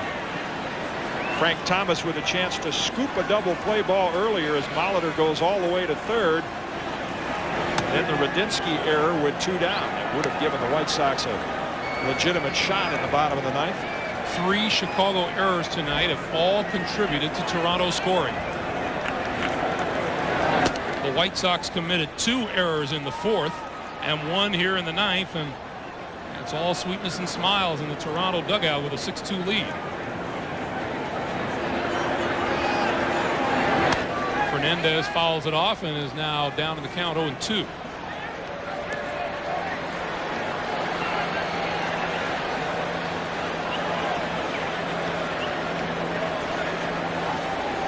And the Blue Jays can start to look ahead to either Atlanta or Philadelphia. Inside. Kind of surprised that Gene Lamont got actually booed when he came off the field, and he's come under some heat all year. But going back to this ball club, Roberto Hernandez establishes himself as an outstanding closer. They have a great young pitching staff. No reason why this team, with a move here or there, and we talked about the DH role, I think Ron Schuler will correct that next year. We may well see Frank Thomas back in the DH spot. Joey Cora has had a career year at second. They have a young infielder, Ray Durham, playing in the Arizona Fall League right now as a top prospect. They'll strengthen that position. Probably Ellis Burks or Tim Raines, one of the two, would be signed. They're both free agents. And we showed all this series the draft picks that have made it to the big leagues. Scott Ruffcorn, outstanding pitcher. Rob Ellis. Believe me, this team will be back in postseason play again. Still 2-2 to Tony Fernandez. That DH position very interesting too, with the ruckus that George Bell caused with his comments. You would figure George Bell won't be back. The question is whether Bo Jackson will be back or not. A flare for the dramatic. Still, he hit .230. And another foul off the bat of Fernandez. And if this lead holds up for Toronto, it'll be interesting to see whether they go up against Atlanta should the Braves come back, because that would pit a very explosive lineup against an outstanding pitching staff, though again with the 2 tough lefties, Avery and Glavine. Blue Jays not successful, or the Phillies, who have much better pitching than people give them credit for. They got out of the gate this year with Tommy Green, Kurt Schilling, Danny Jackson. Well, you talk about games in postseason play going back to when he was a member of the Royals, to put them back in it as he did for the Phillies. So their starting pitching may be shortchanged, but it can be very effective. Fernandez with yet another foul.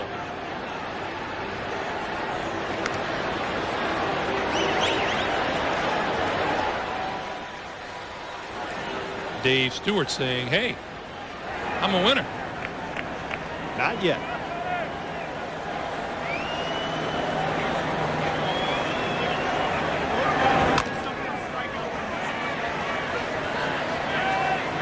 Fernandez in no hurry to get this over.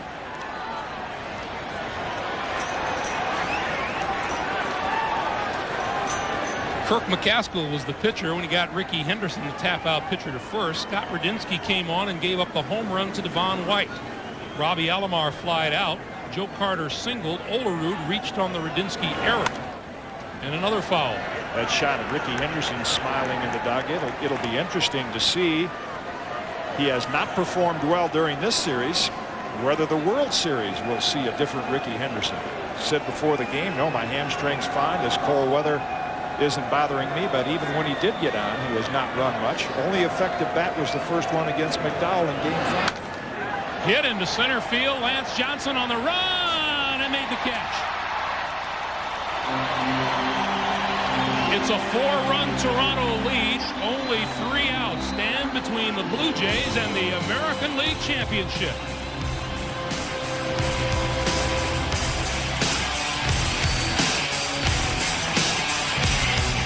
Sports coverage of Game 6 of the American League Championship Series is brought to you by Buick and your local Buick dealers. Buick, the new symbol for quality in America. Cold-filtered Miller Genuine Draft. Get out of the old, get into the cold. And by Dean Witter. Dean Witter measures success one investor at a time. Back at Comiskey Park as the Toronto Blue Jays try to close out the Chicago White Sox. It's a 6-2 score, and closing out a great Hall of Fame broadcast career. The gentleman on your left there, Ernie Harwell, working, if the White Sox lose this, his last baseball game, and what a star-studded career he has had. Hall of Fame broadcaster, and Ernie, we will miss you. His producer, Bill Severa, there on the right. One of the great baseball announcers of all time, Ernie Harwood. Chicago ninth inning. Warren Newson, Lance Johnson, Ron Karkovice due to face Wayne Ward.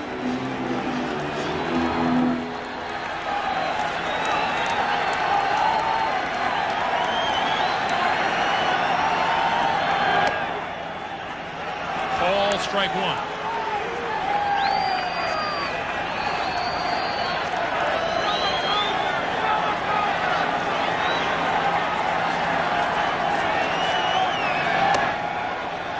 That's up and away, 1-1.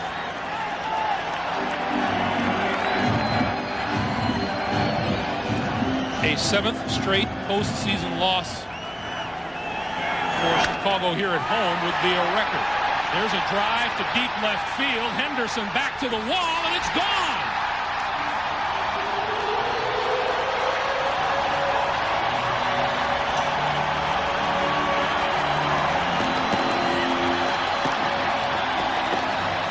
How badly do those 3 runs in the top of the ninth inning hurt the White Sox now? Newson took it the other way. He had 2 home runs during the regular season, and that went just out of the reach of Rickey Henderson. It is 6-3. Lance Johnson takes ball 1.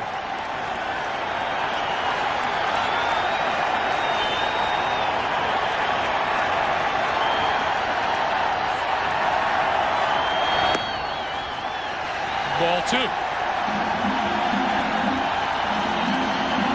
Dave Stewart back in the dugout.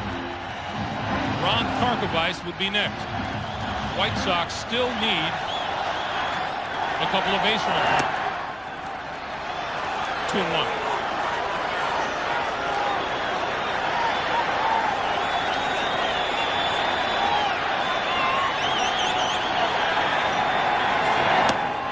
Ball 3. How long it's been since a Chicago White Sox player hit a postseason home run here in Chicago. Ted Kluszewski in Game 6 of the 1959 World Series against the Los Angeles Dodgers. 3-2 now to Johnson.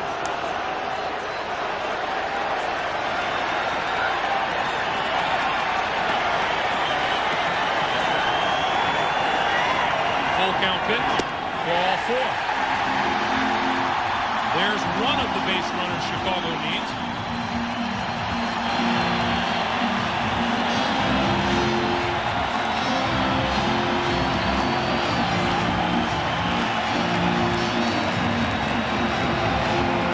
Here's Karkovice with his first at bat tonight. He replaced Mike LaValliere back in the 7th inning.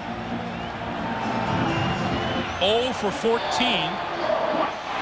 And you see the strikeouts for Karko. He hit 20 home runs on the season.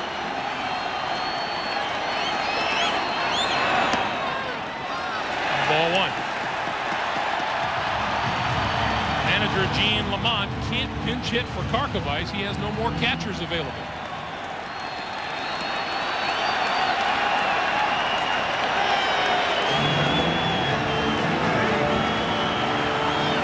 Only other man on the roster who has ever caught for the Chicago White Sox is second baseman Joey Cora. 1 on, nobody out, 6-3 Toronto, bottom of the 9th. There's a strike, 1-1.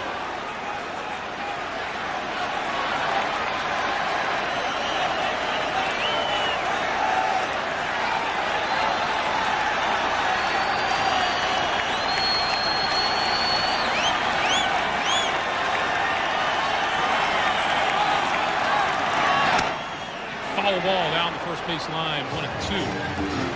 Jim Cott has headed downstairs to what those gentlemen hope will be a happy clubhouse.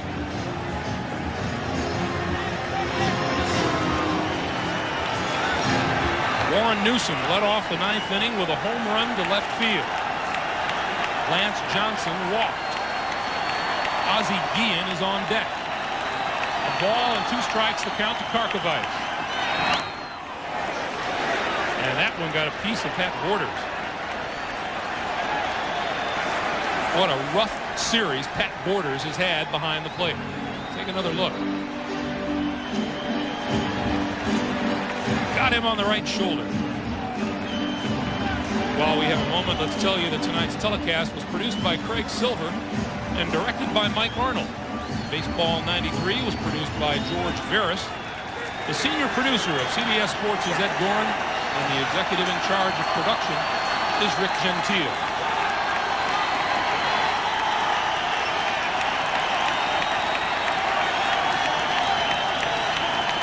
One-two to Karkovice.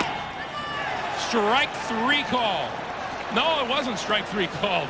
Ken Kaiser pointing, showing it to be an outside pitch. Watch Kaiser's right hand. Karko still alive. 2-2 to count. That's strike 3 call.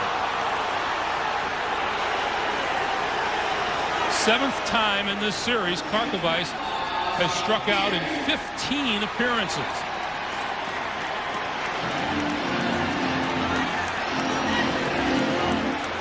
And you cannot take a called 3rd strike when you're down to your last outs in the ALCS.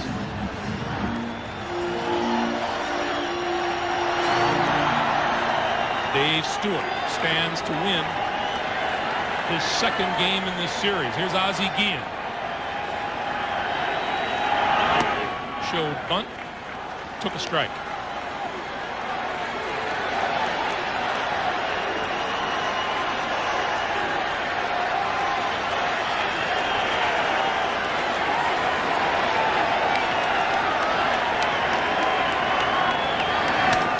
Swinging away, hits it into right field. Carter has plenty of room, and that's the 2nd out.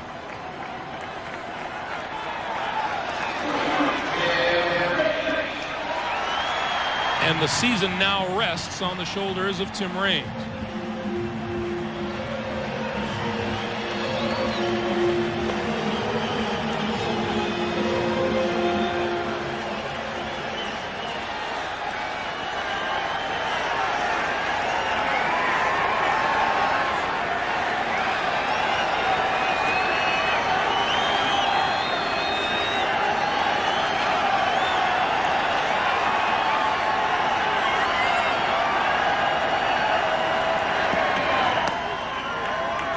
Gets the breaking ball over for a strike. 3 errors, oh so costly to the White Sox tonight. 2 in the 4th inning led to a run. 1 in the 9th opened the door for a few more. And Raines and the White Sox are down to their last strike. And anticipation builds in the Blue Jays dugout.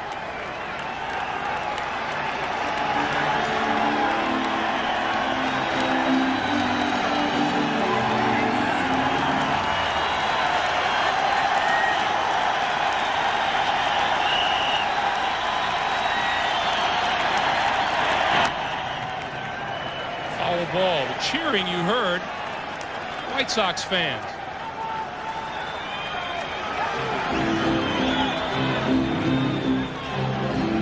They have had an outstanding season as champions of the American League West. And the Toronto Blue Jays have been just a little bit better in the LCS.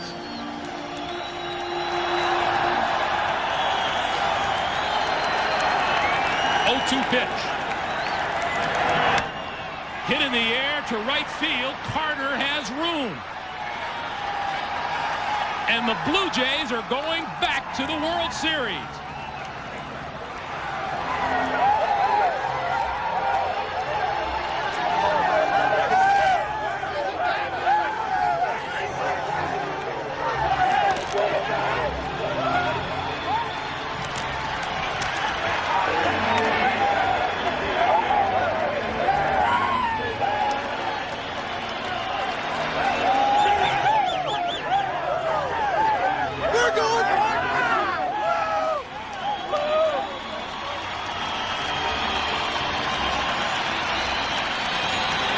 Toronto with 3 in the ninth and 3 critical runs because Warren Newsom's leadoff homer in the bottom of the ninth would have been the tying run.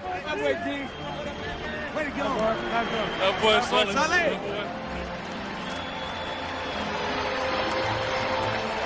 Unbelievable. Oh, man. Oh, man.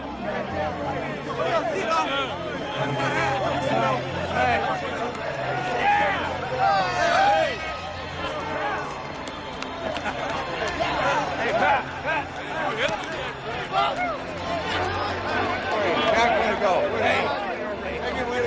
The Toronto Blue Jays will have a chance at becoming the first team since the 77-78 New York Yankees to repeat as world champions. They'll take on the winner of the Atlanta-Philadelphia series. They take the American League Championship Series in 6 games. 6-3 the final tonight. Jim Cott back in the Toronto clubhouse with some interviews right after this. Greg Gumbel back at Comiskey Park in Chicago. When it came right down to it, the White Sox just could not win a game in their home park. Dwayne Ward closed it out, getting Tim Raines to fly out to Joe Carter in right field. And the Blue Jays knew it. 3 runs for Toronto in the top of the 9th inning clinched it. 6-3 our final score, and let's go down to the Toronto clubhouse where Jim Cott is standing by. Kitty? Thanks, Greg. Before it gets a little raucous, let me get Bobby Brown, president of the American League, to make a very special presentation to Paul Beeston. Dr. Brown? Paul, congratulations to you and Cito. It was a great year for you. It was a tough series. You played a tough team, but you came out ahead, and good luck next week. Good, thank you, Bobby. Chicago did put up a good fight, and congratulations to Cito, especially Pat and the scouts and the development people and the fans. Outstanding, thank you. All right, let me talk to Cito Gaston as Paul Beeston holds on to the trophy here from Dr. Brown. And Cito, again, congratulations, a chance to defend your world title. And specifically in tonight's game, a little talk with Dave Stewart after the 7th inning. That had to be a little tough decision, how long to go with him. Well, that's true, and of course Dave, he never wants to leave the game. He's just a tremendous competitor, and heck, we're real happy. We played a tough Chicago White Sox ball club. They never quit. As you've seen that last inning, they kept battling us. But I thought it would be a pretty even matchup, and it turned out to be a good 6-ball game. I think what was impressive about you winning this year is no team has ever turned over that many players. You're like 10. You had to reintroduce everybody in spring training this year. Well, that's true, and of course we lost a lot of players that played a big part in us winning last year, everyday players. Of course, picking up Paul Molitor along with Dave Stewart. And also we picked up Dick Schofield. And, you know, Tony Fernandez came back over. So we've been real lucky this year. We played some good baseball. Our bullpen hasn't been what we'd like to be, but they held on and gave us a chance. Cito, again, congratulations to you and the Blue Jays. We'll see you in the World Series against either the Braves or the Phillies. Back upstairs to my partner, Greg Gumbel. All right, Jim, congratulations to Cito Gaston and the Toronto Blue Jays. And just a short while ago, the Chicago White Sox trooped back to their clubhouse, and Jim Gray talked with manager Gene Lamont. With Gene Lamont, Gene, defensive problems throughout the series. Was that the difference? Well, no, I don't know if just that. You know, we just didn't hit real good with men on base, and, you know, they were better than we were this series. Pitching change in the 9th inning.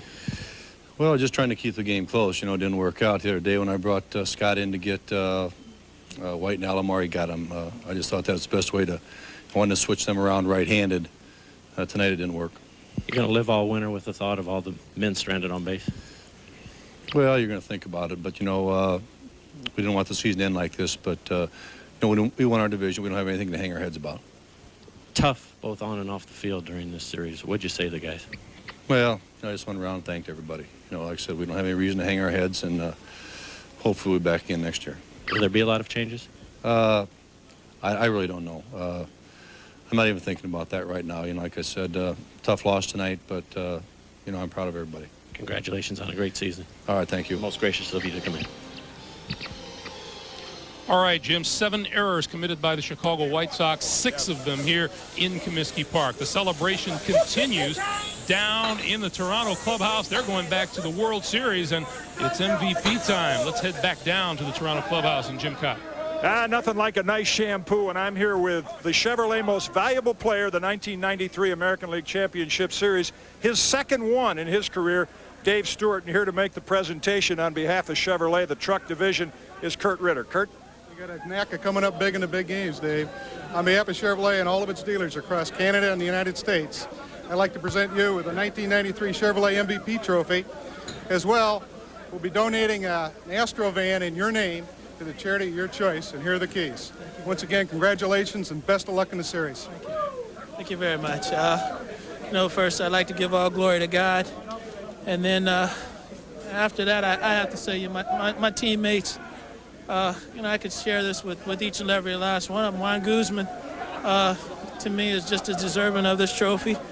Devon White played outstanding. Paul Molitor, Cito did a good job of managing us, and I know there are a lot of people that were second guessing how we set the rotation up, but Cito had a plan, things worked out. I just feel real fortunate to be in this situation. You gave thanks to a lot of people, and nothing strange to you to do that, because yesterday was Thanksgiving Day in Canada, and you helped out a lot of needy people there by staying back, and that's always been the Dave Stewart spirit. And I think the pitching spirit we saw tonight was in inning number 8. You extended yourself a little bit and got a big out, but these were no easy games. You had to pitch out of a lot of jams in both games, too, and tonight. Really tough ball club. I knew they were a scrappy club. I'd like to say congratulations to Alex Fernandez. He pitched 2 outstanding ball games. He's got nothing to be ashamed of. Be very proud of what he was able to accomplish in this. But they're a tough ball club. They keep scrapping. They keep coming at you, keep coming at you, keep coming at you. And I just kept trying to figure out ways to get them out. One key moment in tonight's game that might stand out as a key out that you said, wow, I had to have that one.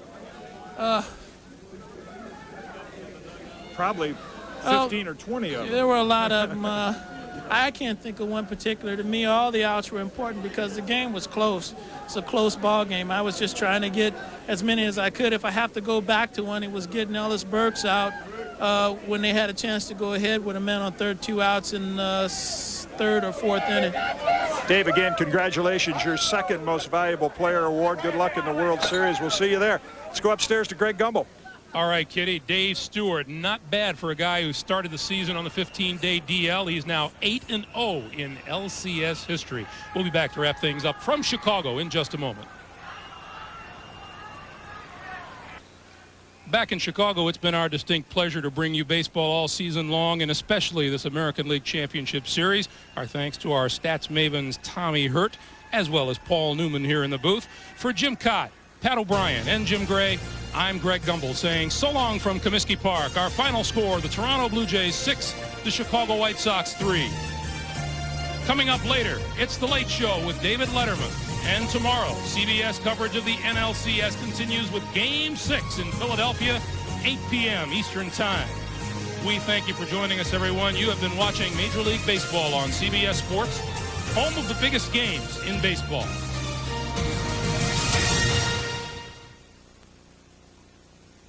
A great deal more than just click your heels against Dave Stewart. No smoke and mirrors for one of the most powerful postseason pitchers of all time. Also has one of the coldest stares of all time. The eyes, that's what the White Sox were looking into as they played Game 6. The fans in Toronto were screaming for an encore. The fans in Chicago were screaming from the cold. Temperatures in the mid-40s for Game 6 of the ALCS. In the postseason, Dave Stewart has avoided the sting of the cold and of losing. Not yet a perfect 10, but Bo Derek beware. A 7-0 record would definitely have Dudley Moore doing double takes. They were wearing double layers in Chicago. Alex Fernandez, a Miami native, says he doesn't mind the cold temperatures. He does mind this. Top of second, no score, and they're loaded. Pat Borders to right. Burks cannot get to it. Olerud and Molitor scored. 2-0 Jays. Dave Stewart on the mound for Toronto's 7-0 lifetime, looking for 8. Bottom 3, 2-0 Jays. First and third. Joey Cora leans in. Takes one for the team, and that allows the Big Hurt to come up with bases loaded. And Stewart, that's ball 4. Thomas complained of being pitched around all series. His 10th walk, 2-1 Jays. Next batter, though, is Robin Ventura. They don't pitch around him. He goes to first. Olerud to Fernandez for 1, throw back. Not in time. Rain scores. Game's tied at 2. Top of the 4th, same score.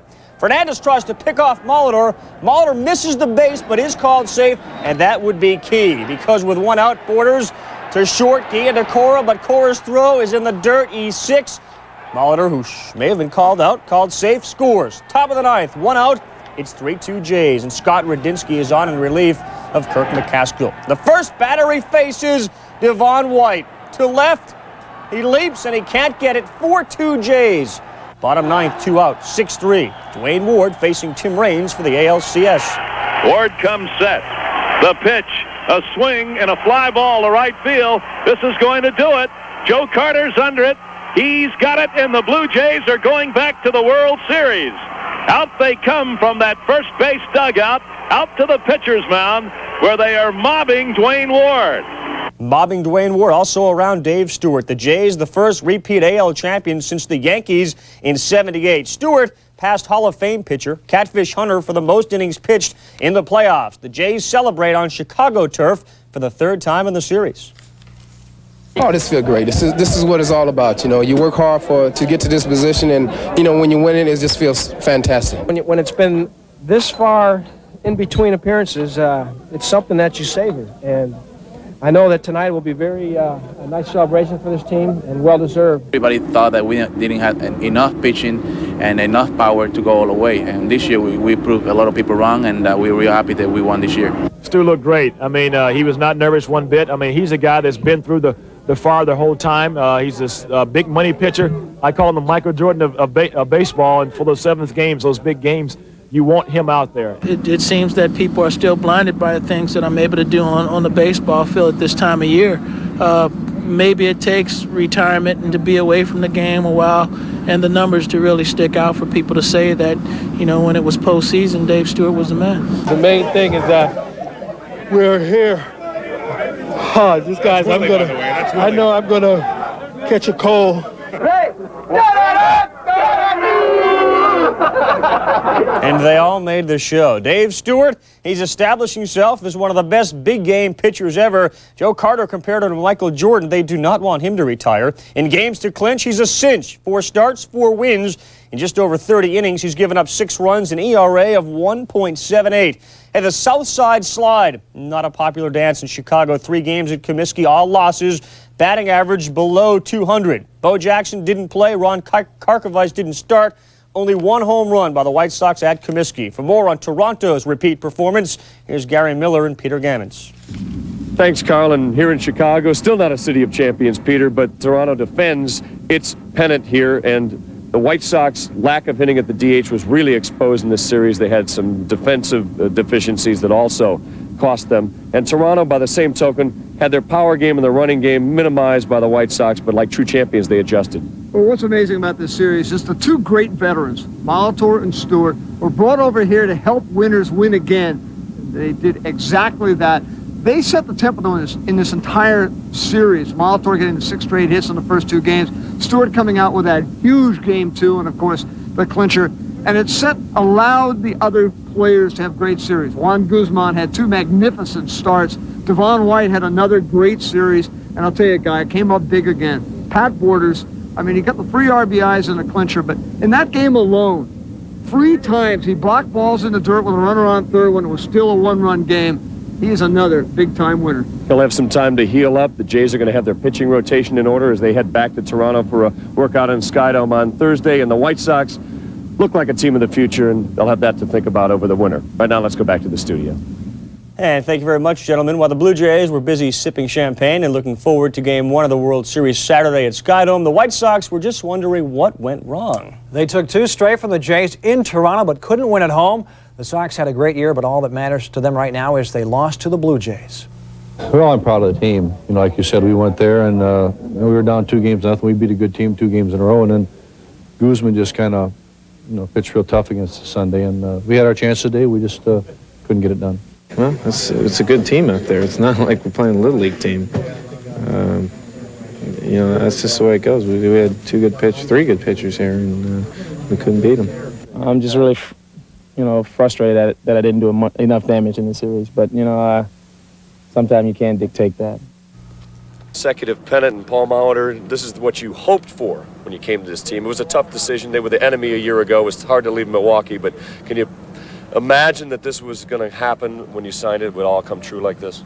Well, there's no question, as you mentioned, leaving Milwaukee was a difficult and emotional decision. And when it finally did happen, there's no question I began to envision some scenarios that could happen with this Blue Jay team. And naturally, to get back and have a chance to defend the World Championship was something that I imagined.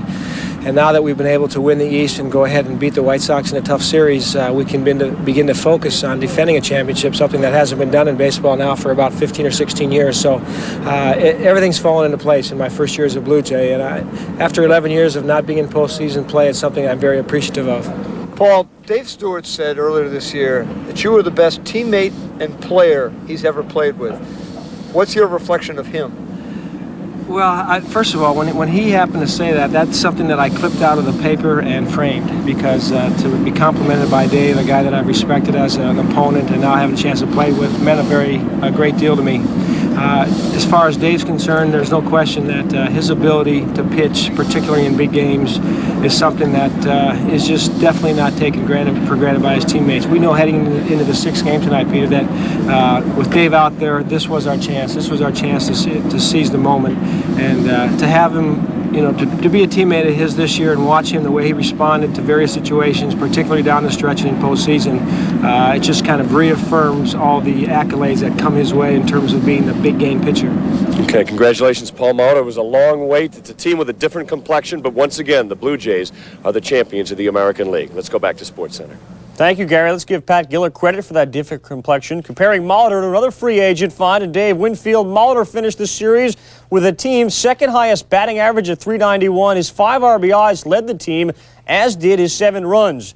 By the way, thumbs down on Ricky Henderson. He was the only Jay regular to hit below .250. The White Sox designated hitters way below .222. They were 4 for 18 in the series. As we move on, we head to the end zone. Will Joe Montana be appearing in any coming attractions? Stay tuned. Fred Edelstein joins us when we come back.